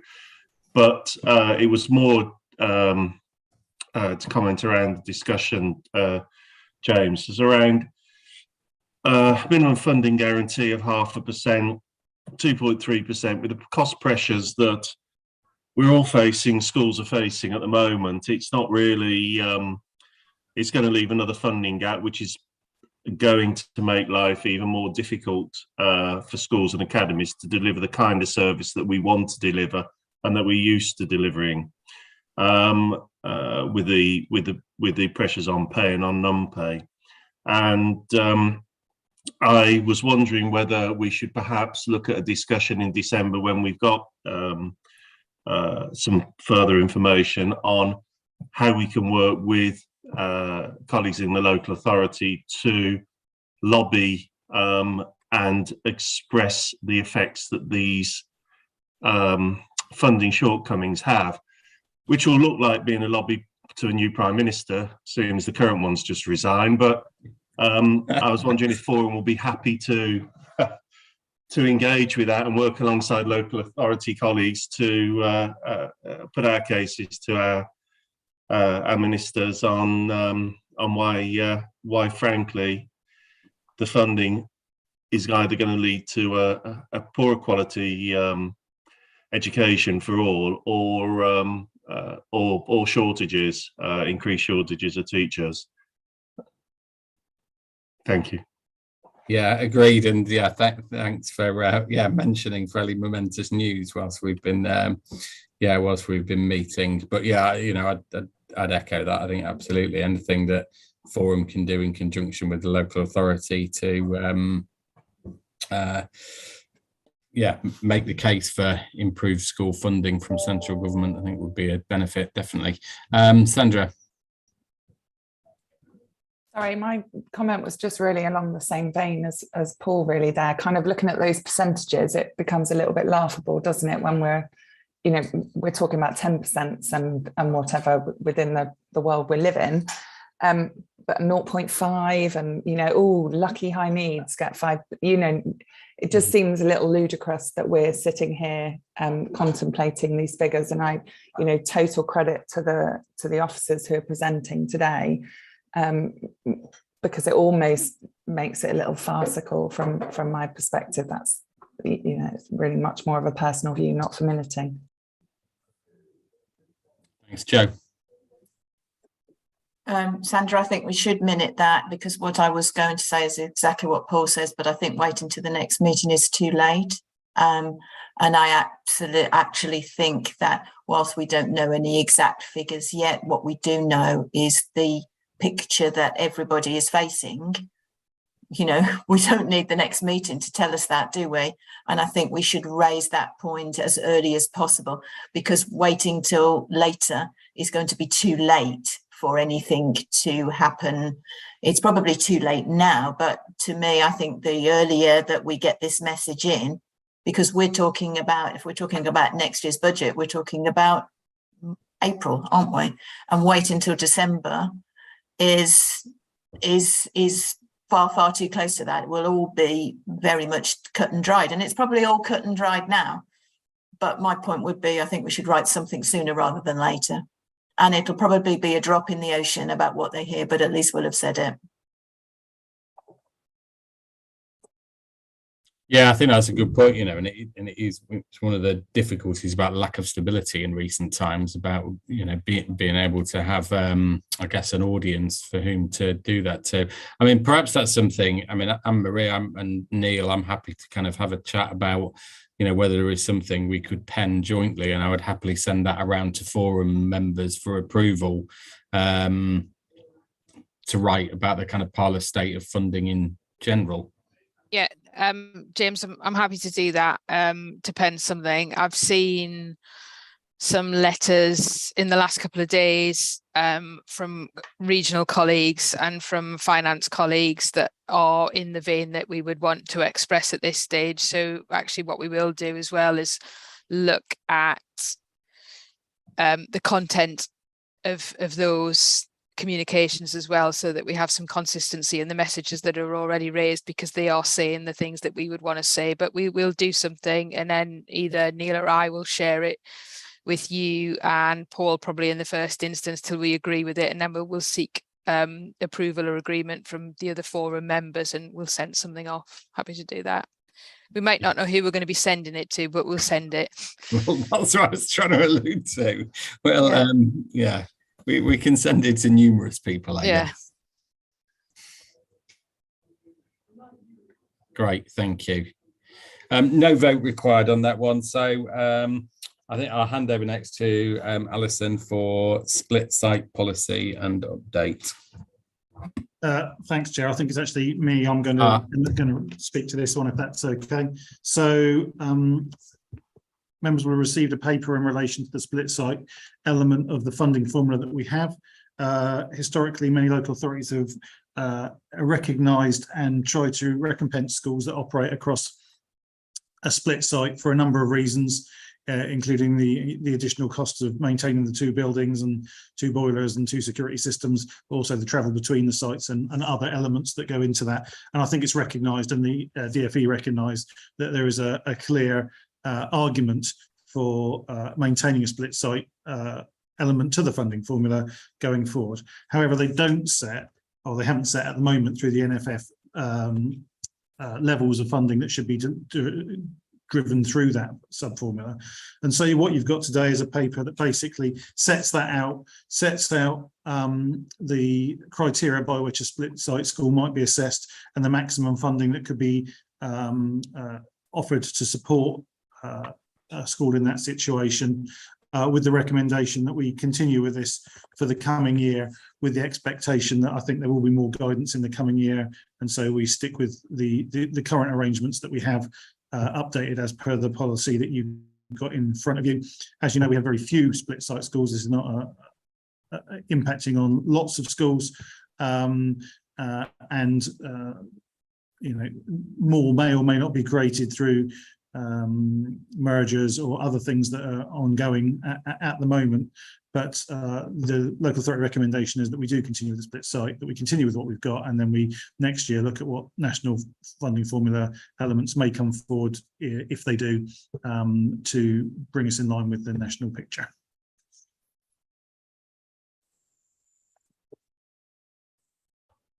Any questions or comments on that? We don't have a general, we don't have a vote scheduled on this. So is it a general nods that we believe this is something worth continuing, that would welcome for this item? Yeah, well, I think we're looking for views on this and your any comments that you'd like to make on what we proposed. Really, that's all we're after, rather than a vote. And the total cost, as you say, is 75,000. Is it? Yeah, within 330 million. Yeah. So, I mean, I guess I suppose the way I would phrase it for forum members is, anyone got any comments they would raise in objection to pursuing with the policy as outlined? I'd probably take that as general enthusiasm for it in that case. There you go. I've also got the next paper, Chair, if that's okay. Yes, please. Growth front. I just want to be clear about the status of this paper. This is an update for the forum, so it's for you to know and be aware of, because we will need to come back to the next meeting, and we wanted you to be briefed before we got to that point. Okay, so Pupil Growth Fund, I know Yoki's already mentioned it, is funding that's used to support schools that are expanding and new schools. And there are a number of elements to this, with names like intrinsic and extrinsic growth, which is all quite confusing. But like I say, in general, this is about expanding schools. And it also supports us where we're having to ask schools to put in place additional classes through bulge classes and those sorts of things, which we try to plan in advance, but obviously sometimes happens in year, and we really appreciate school support with that. In talking about this, it's worth commenting that for the current year, it's clear that the pressure that we foresaw coming on secondary school place numbers has come faster than we'd anticipated. And working with Jan Baines in admissions and Alison Meacham, we are looking to put bulge classes in this year, and once again appreciate support. But that increase in secondary numbers has come through more quickly, and so the growth fund will continue to be under pressure, along with the fact that we have new schools coming through the system as well, and new schools in this year and in future years to be funded. You'll see that in relation to outturn for 21-22, there was an overspend on growth fund for those reasons, and that obviously gets absorbed within the broader DSG position at the end of the year, and that in looking to the current year, we're also projecting to overspend again on the amounts that we had set aside for this. That obviously informs what we come back to you with in December in terms of setting aside funding for growth in future years. But I think is important to note that that's going to continue to increase. We've got a new secondary school opening, next year, and new primary schools following on from that in support of our increasing population within Northants, and lots of free school opportunities coming forward as well, and the pressure on school places that we're dealing with through bulge classes and other actions. So once again, this paper is a forward briefing of a pressure that we're dealing with in the DSG, so that when we can answer questions and be prepared for the next meeting, where we may come forward, or we will have to come forward with a proposal to increase the growth fund to accommodate the additional classes that are being created across Northants. So like I say, that's all I really wanted to say.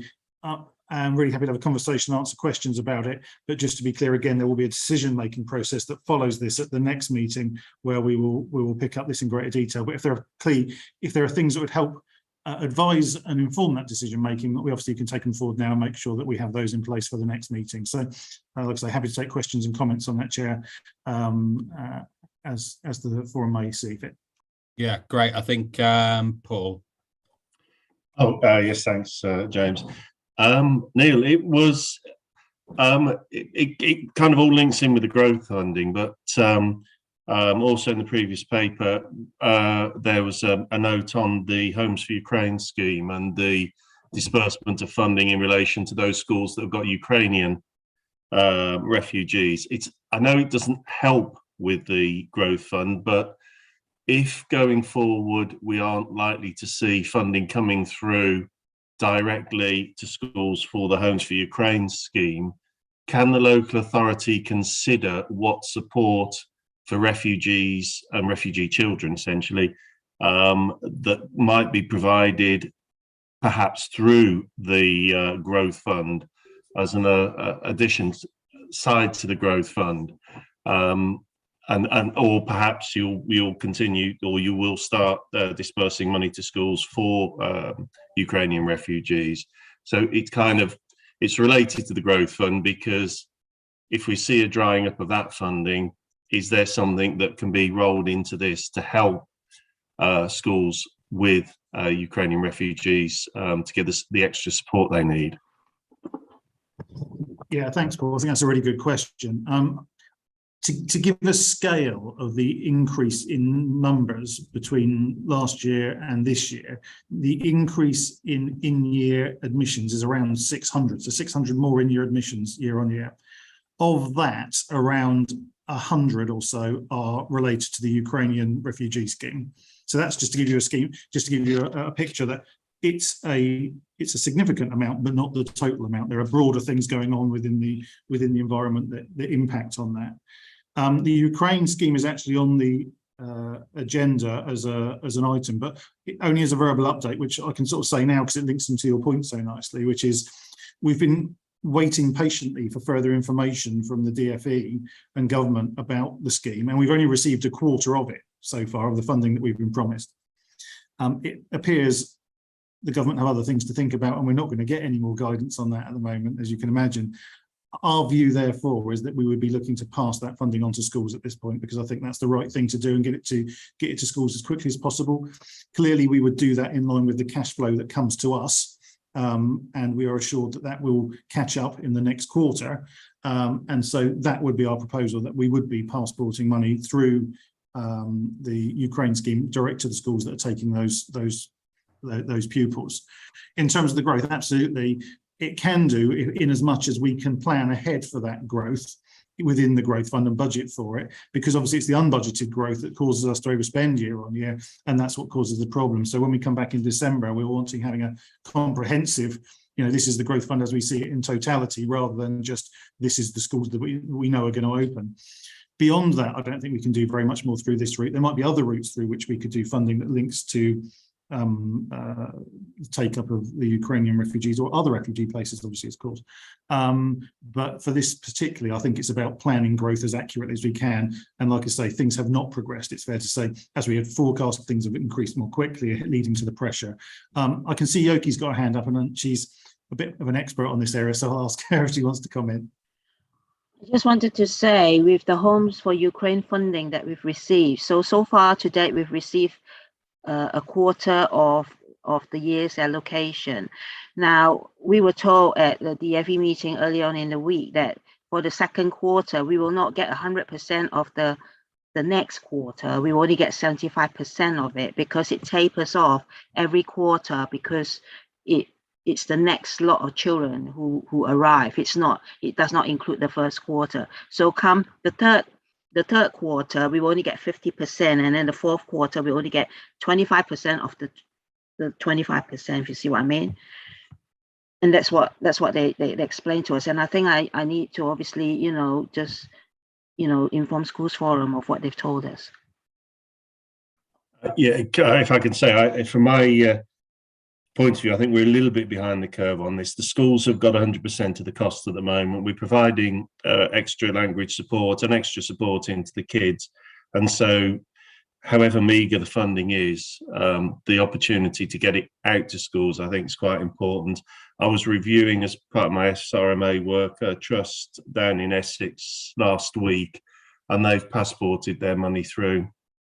So I think everything you said is absolutely spot on what we're doing, but I'm sure colleagues on forum and those that we represent will welcome the cash coming through to alleviate some of the pressures they've had and we've had in supporting those children.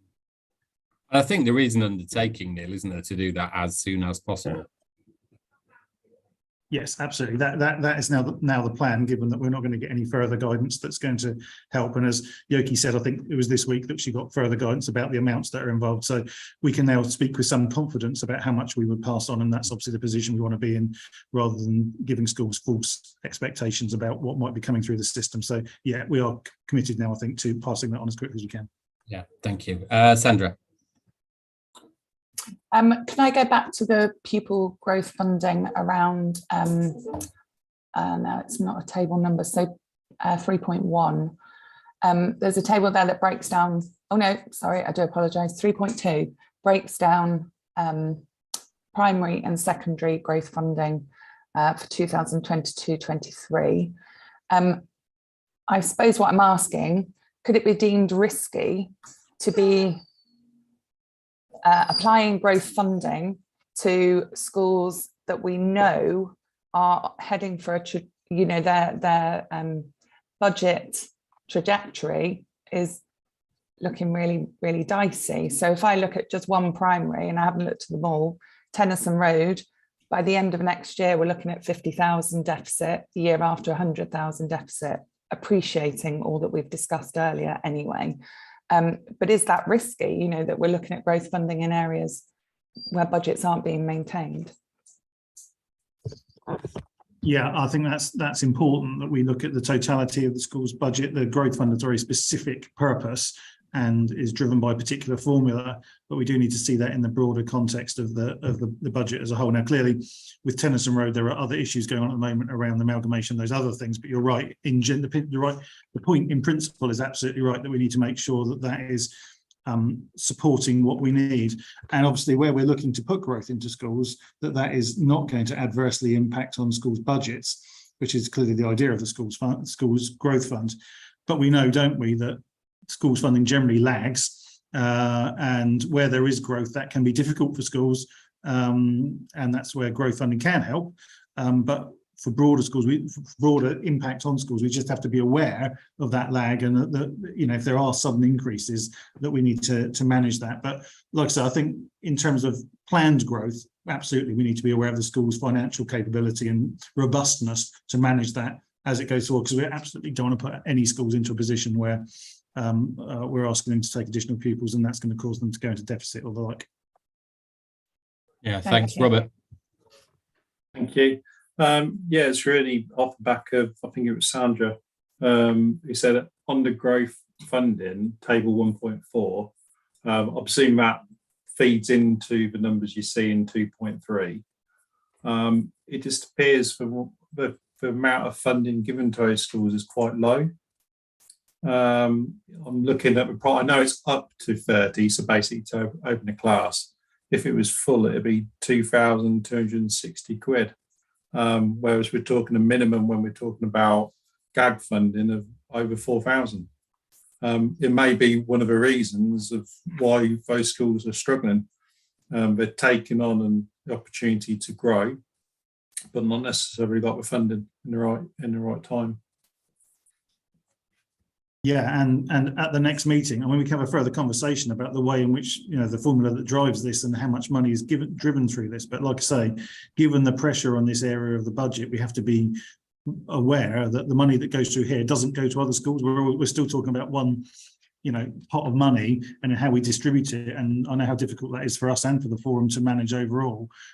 So yeah, it's what's equitable, what's reasonable to ask when we are aware that any request for a school to expand, particularly at short notice, is challenging, particularly around staffing and those sorts of things. So I take your point and agree, but we just have to be aware of the broader picture. Yoki again might want to comment on that.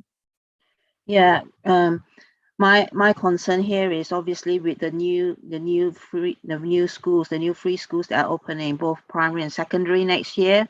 It will have a big call, I think, in the on our resources, from schools block in 23-24, because we will actually have one secondary school with 8 form entry. Okay, that's going to cost a significant amount of money, and then there will be another primary school opening with 2 form entry, and then there's one that opened this year, which will also have another 2 form entry. So there will be a great call, and on top of that, we've got all the other pressures of what we currently have on the vouchers and things like that. The ones that are opening, we are expected by the ESFA to actually build it into our APT. So, we will need to estimate how many pupils there will be for that 7 months. And for those schools, we don't actually get funding, I don't think. From experience, this money will only come in the following year when the children arrive. So it will have to come from the existing schools block that we will receive.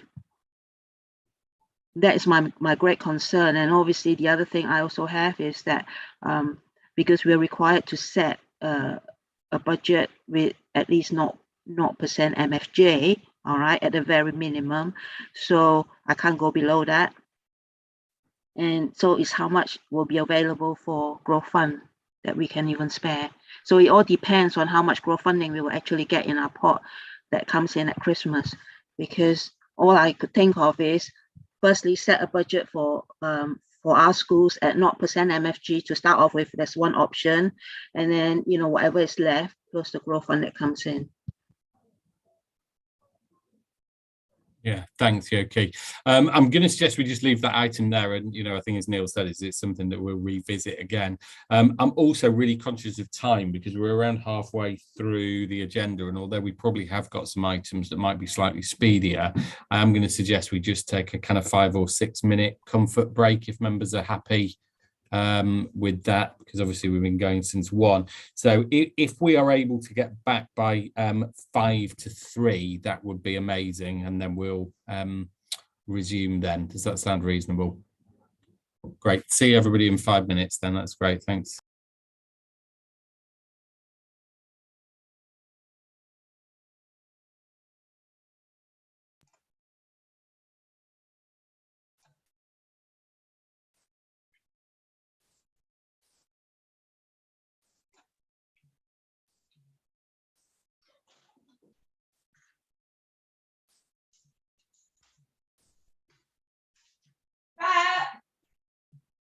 Yvette, please take Ray for a walk. Okay, hurry up before it starts raining again.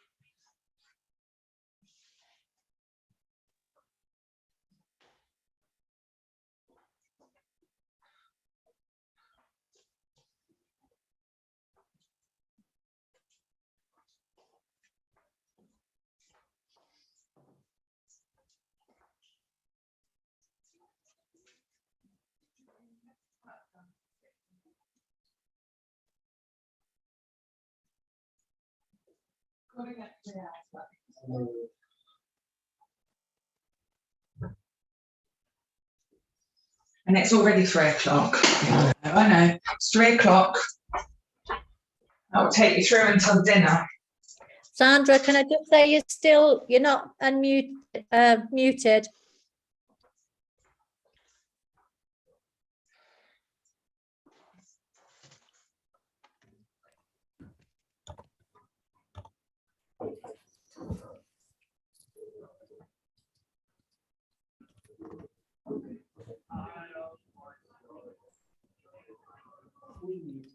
James, I'm just mindful that we weren't all muted during the break, so there will be some stuff that's been recorded throughout the break. Okay. I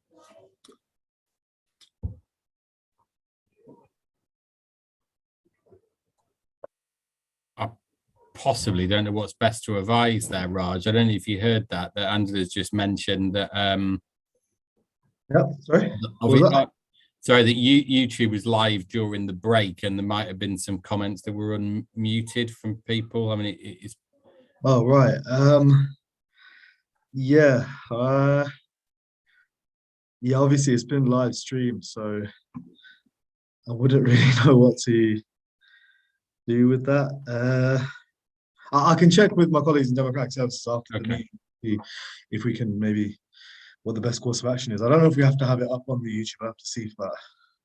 I think it does stay up on YouTube. I mean, I don't know whether it has to or not, or maybe that's something that, if you could look into. Yeah, no worries. It was only about walking the dog. Oh, okay. Oh, it was me. Sorry, I thought it might be. No, that should be fine then. If it's just about walking the dog. Okay, so there's nothing controversial, Angela. Yeah, as long as it's not like a interesting. I don't think I said anything about the meeting to her. Okay. Well, or the current political situation. That's what I wondered if it. Yeah. Okay, that's fine. But I think if you do find out if there's, I don't know if there's a way of just silencing that bit if it has to stay on there. I'll look into it. Yeah, and that might be of benefit. Thank you, Angela. I'll be much more careful next time. No problem. It wasn't. It was just I just thought, should we certainly when we have a break and we're using this, we would stop recording during the break and start recording afterwards. Yeah, that's a good point. I think, if we do that, it's probably worthwhile doing in the future. Yeah, thank you. Okay, I'll suggest we get going. And it's over to Neil again for item 10, which is implementing the NFF and the consultation responses. Thank you, Chair. So this item starts with something of an apology. We discussed this at the last meeting. And we did suggest that we got a few people together to draft a response, but rather unhelpfully, the whole consultation period was over the summer holidays, and arranging that became almost impossible. So the response you've got in front of you is the local authority response to the consultation that was put forward. If you look through it, it was quite a technical consultation anyway. And we did, in completing it, reflect on comments from the forum historically, but it was not and wasn't flagged as a forum response. I just want to be really clear, it was a local authority response on that basis, because we were unable to get the consultation done by the 9th of September in a meaningful way that would have enabled that to go forward. So that's the apology. Mindful of your comments about time share, and actually there are some other items coming on which also might require a level of a longer conversation. I wasn't going to go through this in huge detail on the basis that people had a chance to look through it, and really go on the basis of answering questions or comments, if that's okay. If there are any elements that members would like me to go through, of course I'm very happy to, but like I say, it's quite a technical questionnaire. Certainly some of the questions become quite technical about growth and those sorts of things, and I don't think it's the best use of our remaining time to go through it in detail. So like I say, really happy to take questions and comments on this, and go through any sections that people would like. Yeah, agreed. That sounds like a reasonable approach. Any comments or questions from members?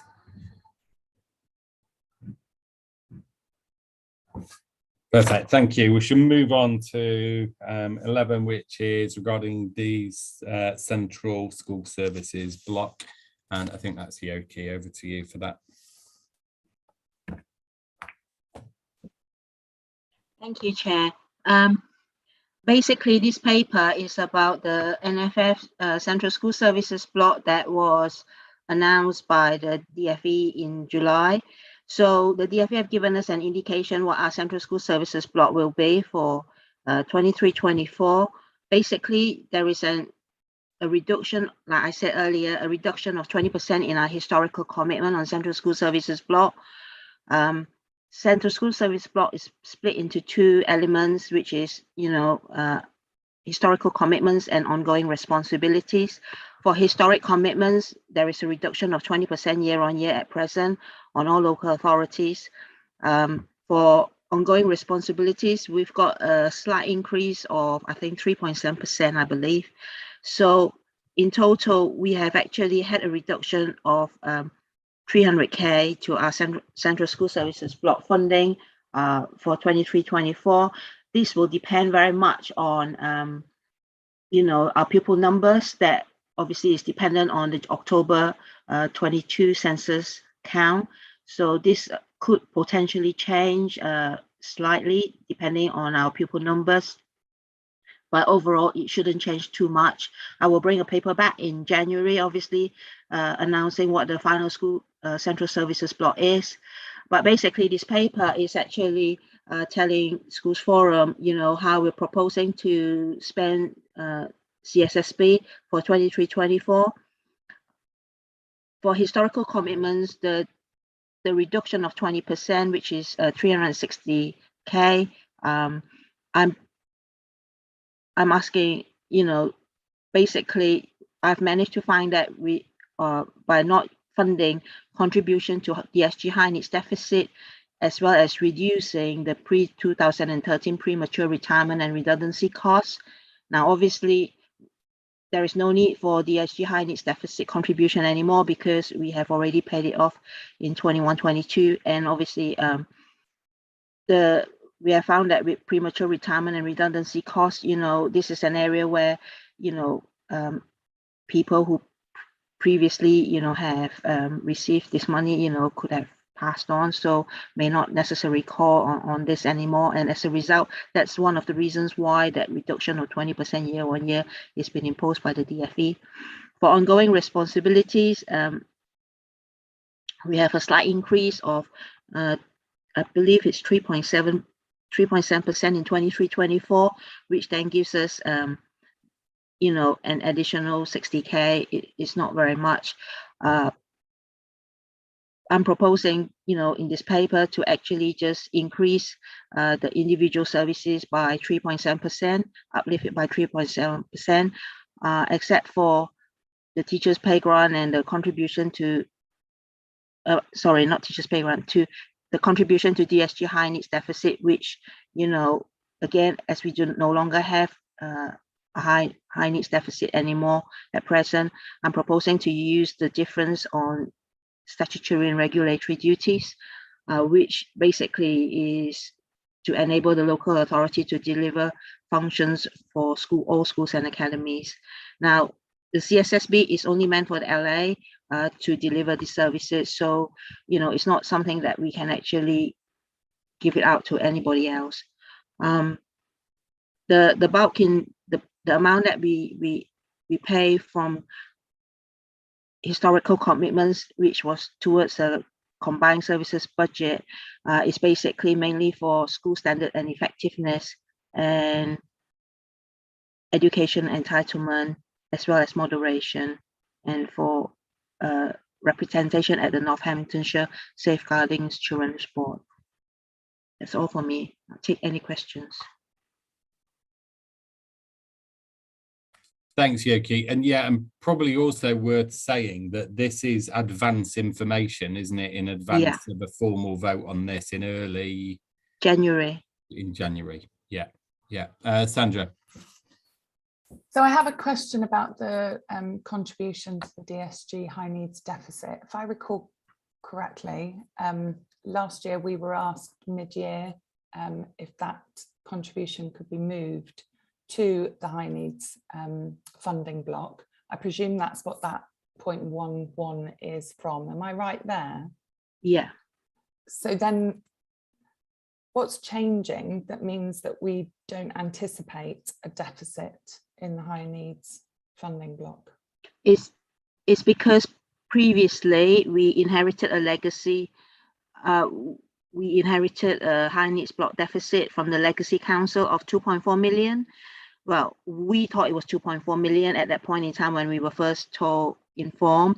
However, indications at present is that, you know, the deficit is actually roughly just under 1.6, which we paid off in 21-22 with 21, you know, because we actually set aside some budget from high needs block in 21-22 to pay off the deficit, and we used that overall, you know, to pay off at the end of the day.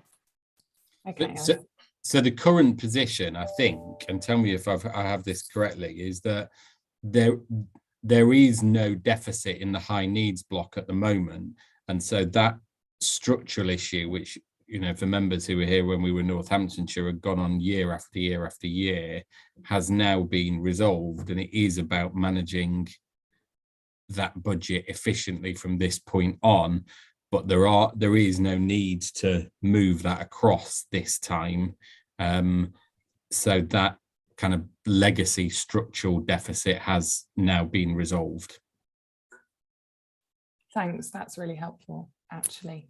And can I just ask also about table 3, okay, about the MASH, contribution to MASH, and why it goes to 0 next year?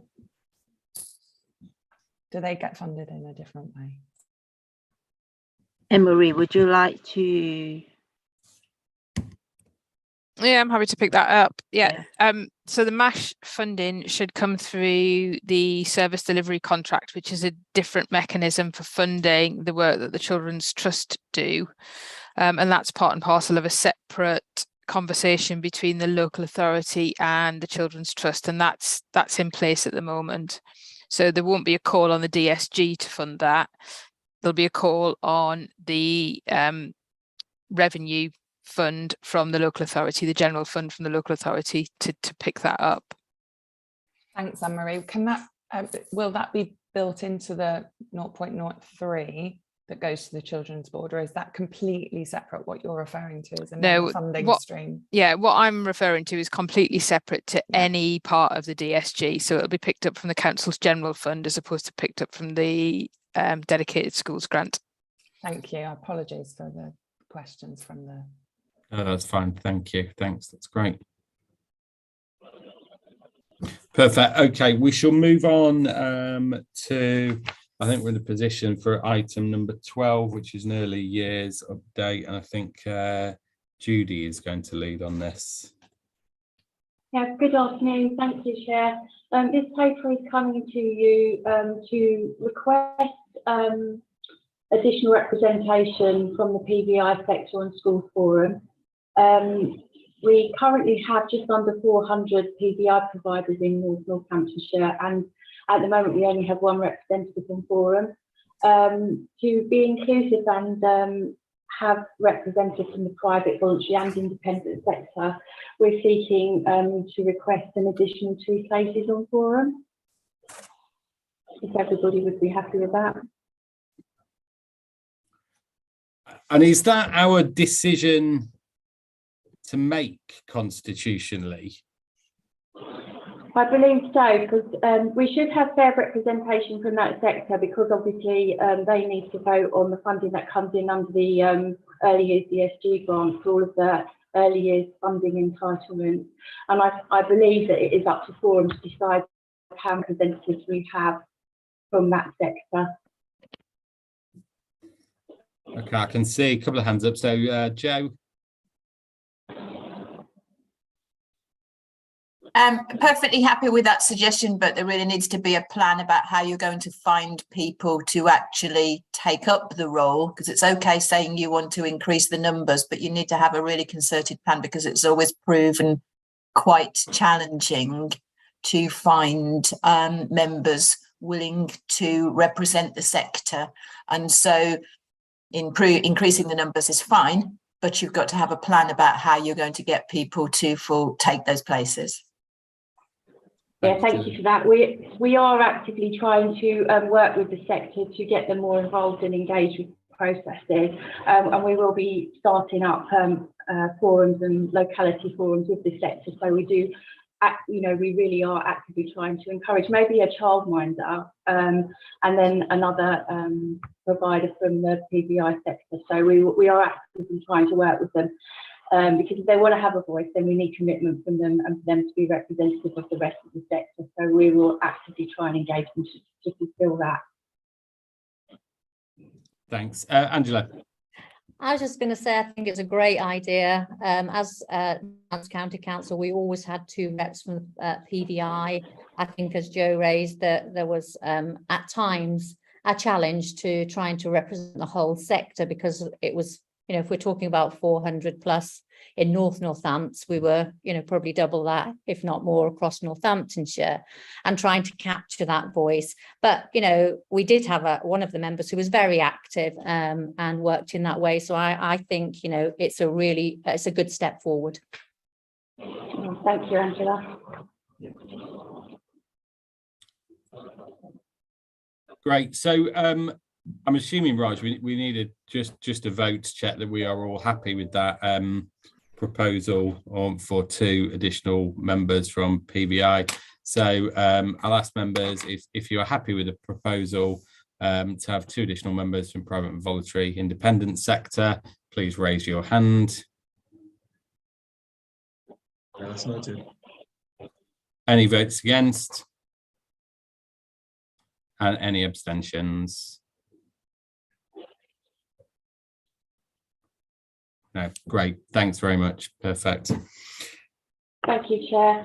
The next section is to update Forum on the rollout of the early years special educational needs inclusion fund. Local authority has a statutory requirement to make available to settings a fund to support children with low and emerging needs. It was historically funded from the high needs block, and that ceased in North Northampton September of this year. We did promise at Forum that we would implement another mechanism for delivering that funding across the sector. And over the summer holidays, we looked at the way other authorities were delivering this inclusion funding, and we liaised with a few providers across the sector. Needless to say, we have rolled out our Senate funding for children with low and emerging needs. It enables the sector to apply for funding for individual children, but also if they had a number of children presenting in their setting with similar needs, they could apply for group funding for a group of children. This funding is not for one-to-one support. As research states, that's not the best way to support children with low-level needs. but it is to enable sector to maybe access training or buy resources to support those children in the setting. We have a statutory duty to deliver that funding for 3 and 4 year olds, but in Northamptonshire, we recognise that a lot of the babies that were born in the pandemic are now becoming our disadvantaged 2 year olds that are taking up space in that setting.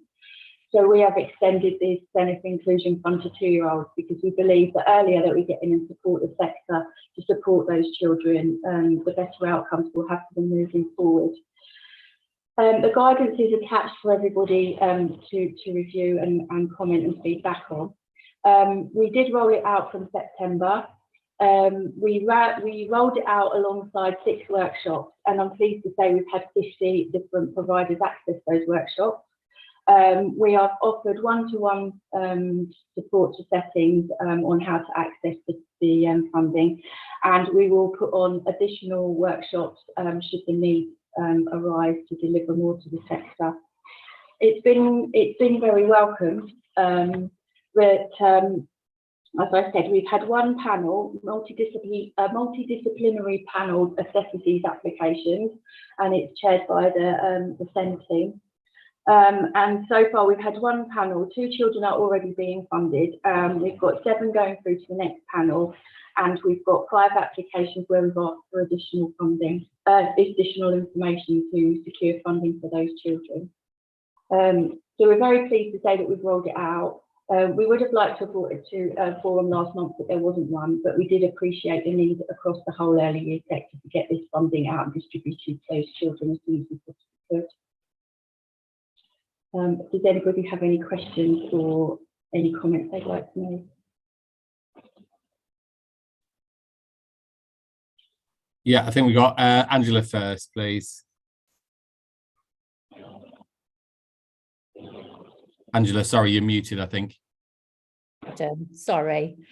In terms of, it's great that the SENIF funding has come. As a maintained nursery school, we have struggled since March 2022 in terms of funding, and children who started with us in April not been able to get any funding at all. We did make an application for SENIF. We put 5 children through, and all children were refused in light of their needs being too high. The challenge really is, where do we go for that funding? Because at the moment, our staff have attended some of the workshops and are being told there is no high needs funding. So if there's no high needs funding, or we can't get funding, what do we do with the children? And Judy, you made the point of it's, you know, about children not having one-to-one. I think we've moved away from one-to-one for a long time. So I suppose it's just clarity, so I can give clarity back to colleagues about the difference between, I know there were other maintained nursery schools attended the workshops, about the difference between SENIF and whatever the other funding is, high needs funding or funding that's linked to education and healthcare plans. But for children starting with, if that's a 20-week process, by the time they've been in with us for 6 weeks, 20 weeks passes, there are only a few weeks left before they're moving on to school. So if there's some clarity there, that would be very much appreciated. Yeah, I think what it did, and your staff coming to some of the workshops was really helpful, Angela. What it did was we have a statutory duty to have this SENIF funding, which sits with the early years team. Then the children with more complex and additional needs, they apply through the SSF funding work stream. But what it highlighted is the way that it was previously funded, children with all needs were funded through the same route. And we have had a number of children that came to SENIF funding that would have previously received funding via the old route, but don't necessarily quite trigger the new route. So we are putting in an interim plan to support those children in the meantime, and we will, and if Kelly hasn't already done so, we will be getting in touch with you to see what we can put in place to support those children now. But Nicola and I are working on to ensure that that proper graduated approach from the very early years right to school age children. We are looking now at how we plug that gap with that kind of intermediate group of children, because we do realise that there is a bit of a gap there. So we are working on that now. Those children that are already stuck in that gap, we are looking to fund. Anything that's come through to Senate that doesn't meet our requirements, we will pass straight on to the SSF funding workstream, and they will contact you directly to see how we can support those children at the moment, so that no children are left in limbo, really. Okay, that's helpful. Thank you, Judy.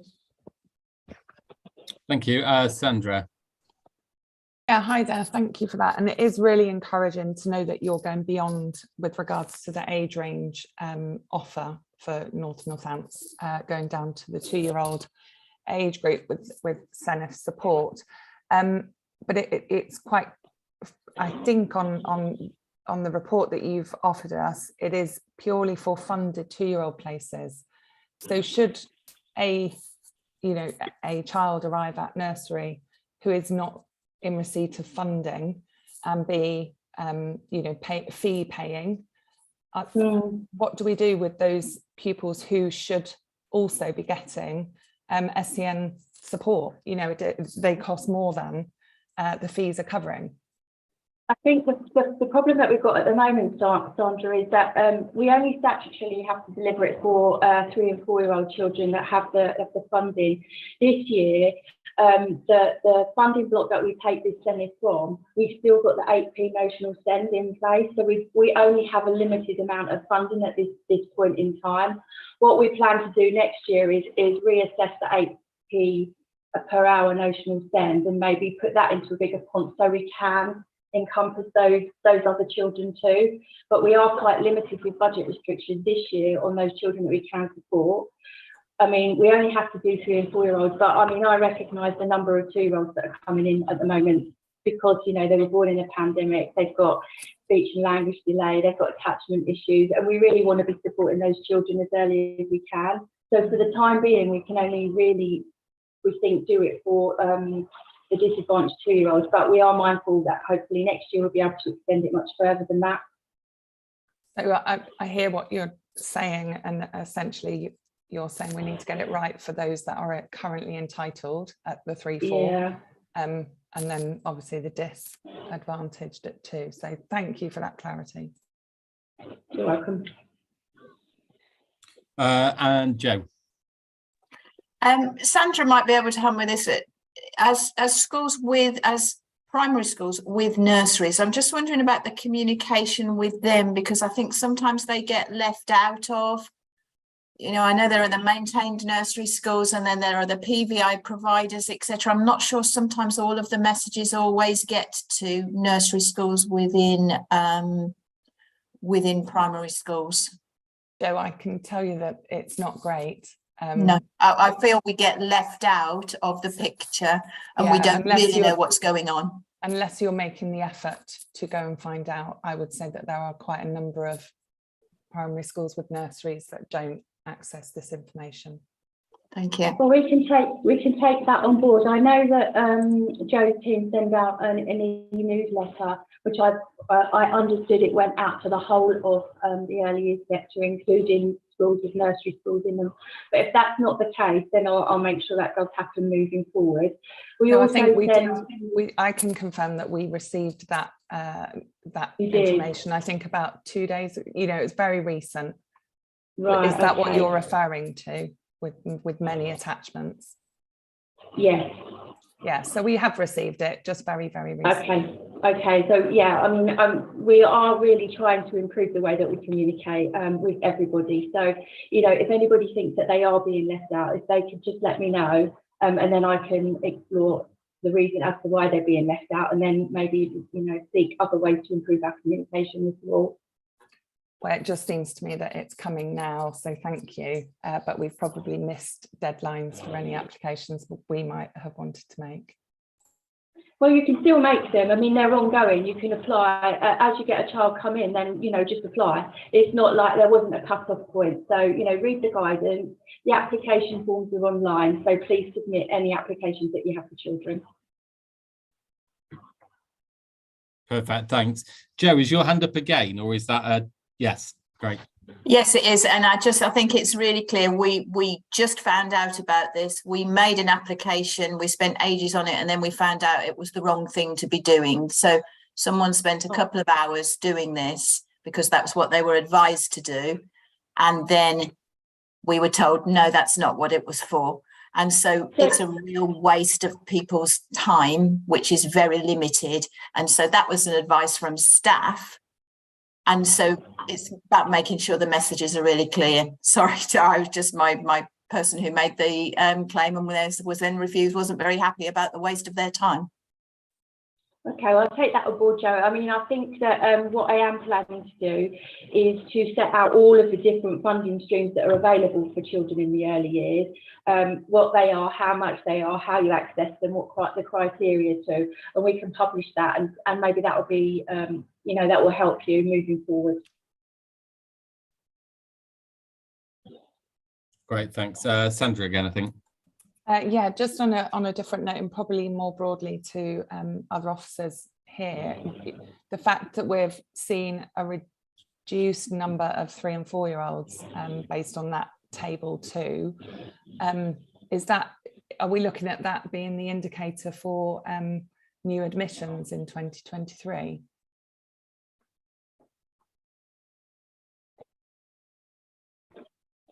Sorry, are you excuse me, are you do you mean into year R? You mean are the numbers reducing?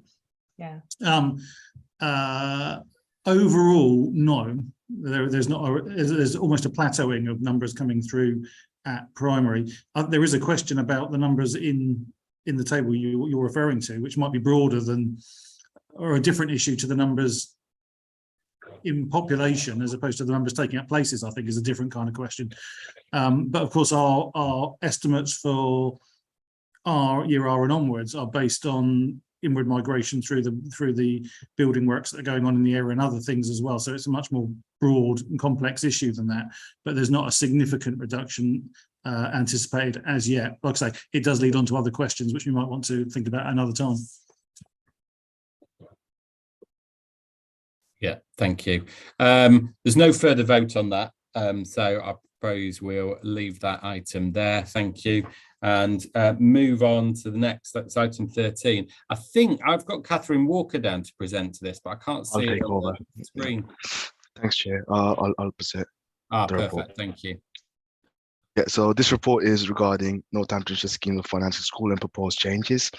As per July 22 school forum, members were informed that should the council wish to change or make any amendments or any additions to the scheme, all maintained schools will be consulted. So this in essence is a proposal regarding the scheme, and we would like school forum to agree that this questionnaire can be included as part of the budget proposal going forward. The reason we want to change the scheme is due to have a unanimous way of reporting against schools across NNC. So when it does go to the NNC's Council's executive, they have a similar reporting stance. So what we're asking is provision of financial information reports, requirement for schools to submit a monthly income and expenditure analysis and VAT reimbursement return. And we've asked if the return is missed, the following month the funding will be withheld until the return. Do you agree? Do you disagree with both proposals? Any comments? And a following one is submission of financial forecast where reimbursement for schools, requirement for schools to submit budget monitoring returns quarterly. If the budget monitoring returns are not received, the funding will be withheld until the budget monitoring report is received. Do you agree? Do you disagree with the proposal? And any comments? The timeline we're looking at is, so we present the finding of the consultation and make recommendation in December 22 school forum. And as of March 23, the scheme be updated, brought to the school forum to be approved and implemented as of 1st of April 23. So I open up the floor for school forum to ask any questions and make a vote. Yeah, thanks. Any comments or questions on that? And probably, you know, I think it's still outlined. It's the vote that we'll make shortly is about should these questions be put as part of the consultation rather than actually making a decision on it. Yeah. Yeah, Paul. Thanks, Chair. I personally, I support the details in the paper. I was just wondering whether the updates of the forecasts and the information you're looking for might be more helpful on a termly basis as opposed to quarterly, 3 times a year, because generally you'll see those patterns as opposed to on a quarterly where you're halfway through a term. And also, if the schools are reporting on a cash rather than accruals basis, then you're going to have some very strange numbers come through, and you know, on a more frequent basis. So you might need to also look at whether they're reporting on a full accruals basis as well. Thank you. Thanks, Paul. Robert. I take it that the changes are to put in for if they don't get the submissions, the funding's withheld. Is that the proposed bit of change? So I think initially we asked quarterly, but now we're asking monthly income and expenditure. Right. Okay. Statement.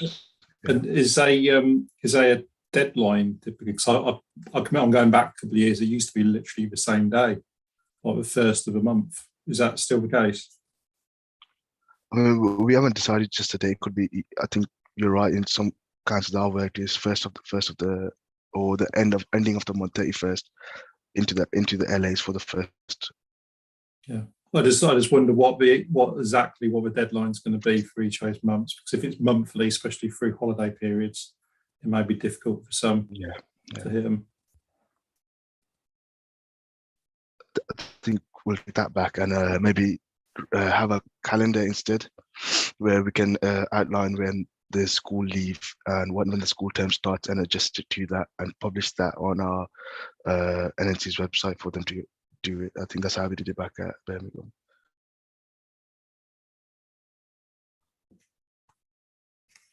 Great, thanks everyone. Apologies if we're just testing our fire alarm, so apologies if that bell went off. Joe, I think, has also got a hand up. Yeah, just me again, just about making sure that for the maintained schools that it fits within other deadlines that they may have for submitting information, such as payroll and things like that, so that we're not asking them to do things all at the same time. I agree, I'll take that back. Thank you. Right, so if we're happy to move to a vote for this, and as I say, the vote is on, are we approving that the 2 questions there on page 269 are included in the budget consultation form? So those in favour of those questions being included, please raise your hands.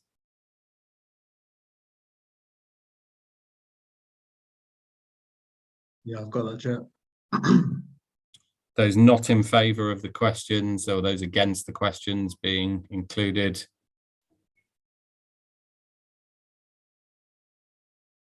And those abstaining from a vote.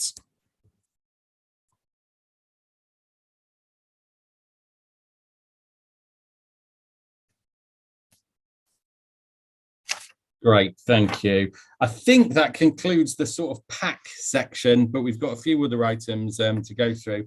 And for the next 2, that's a handover to Nicola for high needs updates.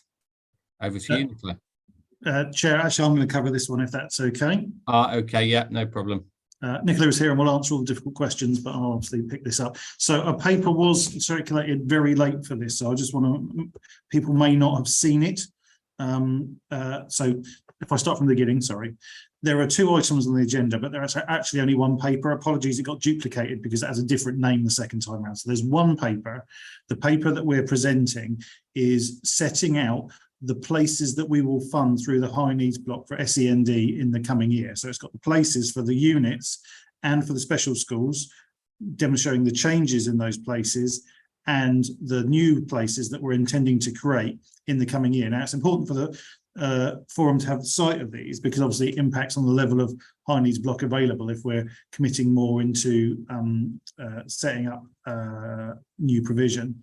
But clearly we've had lots of conversations about this, about the need for additional places, the really good collaborative work that we've had going on with schools to develop potential new units, how that links in with our graduated response, ensuring there's the right provision to meet the right need at the right time, and to reduce the pressure on the special schools where they are identified as the right provision, where actually that's could be met in a different kind of format, whether that's through a special school satellite or through a unit in a school.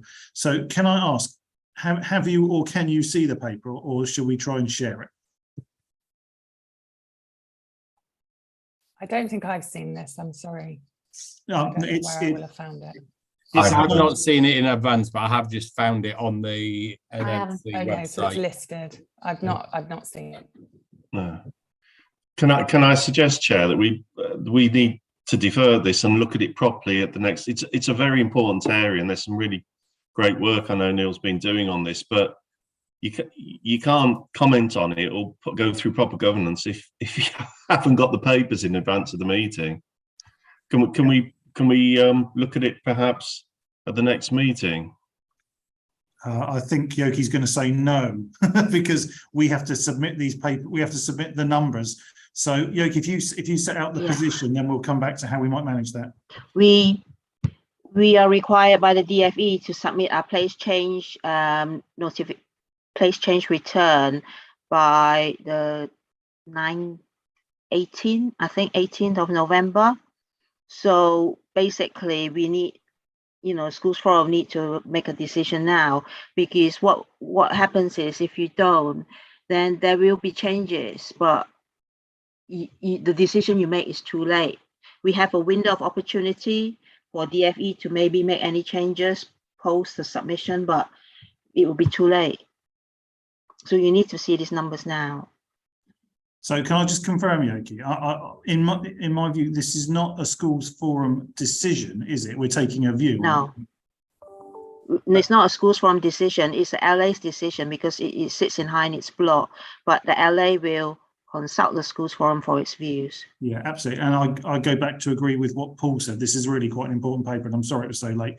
As you can imagine, we were trying to finalise the places that were in it and trying to get this as accurate as we can, because we only get one chance at this, as Yoki says. And last year, I'm not sure we got it to the point where we needed it to be, and we had some issues that we had to deal with throughout the year because of that, because the numbers hadn't been set properly. Sorry, Chair, I can see Peter's got his hand up. He might want to comment. Yeah, sorry, I was just going to say, Neil, what I'm going to suggest, I think Joe might have put this on the chat as well, is if you're able to put the document up and try and distill it for us into exactly, as I say, if it's your, as a local authority decision, but what are the key things that you want Forum to know, and what is it you need us to give a view on now? I think that would be really helpful. Okay, I've pushed my technical knowledge to the limit. I've tried to share it. Can you see the start of the paper? Yeah. Can I just check, Paul? Do you want to come in advance of that, or once Neil's spoken further? Sorry, Peter, not Peter. Paul. I think. Yeah, Peter. Yeah, I mean, it may be we've gone past it now. I mean, I was going to suggest we've been going nearly 3 hours now, and it's quite difficult to do, a paper we haven't really seen. I was going to suggest that we had a one-item meeting sometime before the 18th of November to look at it. I mean, but it's up to other members. If you don't want to and you want to do it this way, that's fine. I would agree with that. The alternative being we do a virtual consultation and only meet if people deem it necessary. I mean, what I think, we have got a small amount of time left in the meeting. I'm happy to go through this to inform that beforehand and allow people then to go and reflect on it. Would that be helpful, Chair? Yeah, I think the difficulty is there's a huge amount of information, and I'm really, really grateful to officers. I think, the papers have been presented have been really helpful, but I do take Peter's point that actually there's an element of, dare I say, cognitive fatigue, that if one is then being asked to look at something in the moment and then give a view on it, that I think is potentially quite challenging, given the importance of the document. I mean, I'll take a view on members, because the thing I don't want to do is propose another meeting that actually attendance is really poor at, and then we defeat the object. But which is why I suggested, is there something you can distill to us that, how complex is the view we want us, you want us to take? Well, this forms part of our strategy in dealing with the high needs block, doesn't it? That's the key element to this. It allows us to implement some of those things we've talking about previously in moving forward. So it is quite important. Like I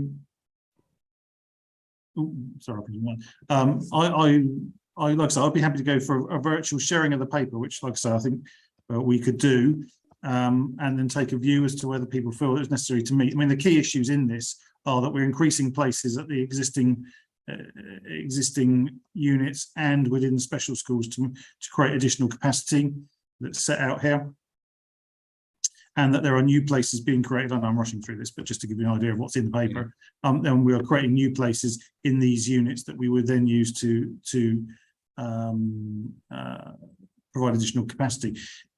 If we were looking for a positive in this, Chair, I think if we were to come back, we could further refine this paper, because it is, as you'll see, still a work in progress, and that's why it was so late being delivered, because as you'll see, some of these things are still in feasibility stage and that sort of thing. So we could perhaps, circulate it after half term, updated, and then take a more informed view, if that would be helpful. Yeah, I think that probably would be really helpful, actually, if other members are agreed with that. I think that probably is the right thing to do. Yeah, like I said, I apologise, but it really is a work in progress, and because of the reasons Yoki said, we were really keen to get it here, but we wanted to get as much information as we can. But like I say, what we'll do then, if it's okay with 4 members, we will revise it. We'll get it out by the end of half term, which is what, next week, isn't it? I think the end of next week, with updated figures in. We'll then liaise with you, Chair, about how we would want to meet, whether that's virtual or an email comments type approach, or whether we need to meet again. Yeah, it might be that if you're happy to send out with actually what do you want feedback on, and then that could possibly be done as a round robin via email, with members being invited to comment. But it'd be really helpful if you could be specific about exactly what it is that you wish the feedback to be based on. Yeah, because what we're looking for here, whilst we're looking for your support, we're obviously looking for your comments as well, and is also here to reassure you that we are doing what we said we would do in terms of creating places based on locality and based on need and all those other things. So I think that could be done effectively, and we can report back at the next meeting, so everyone's aware of everybody's comments and respond to those if it's needed to. But like I said, in the end, it is a local authority decision about the places, of course. Yeah. Are members happy with that approach then? Great. We'll take nods as wild enthusiasm. That's perfect. So does that cover items 14 and 15, Neil and Nicola? Yes, absolutely. Sorry, in our enthusiasm, managed to put it on twice when it came on as a late item. We've also done the Ukraine item as well, Chair, I believe. Yes, I think that's right. Yeah, we included that, and I think there's also a question that we've covered the additional funding.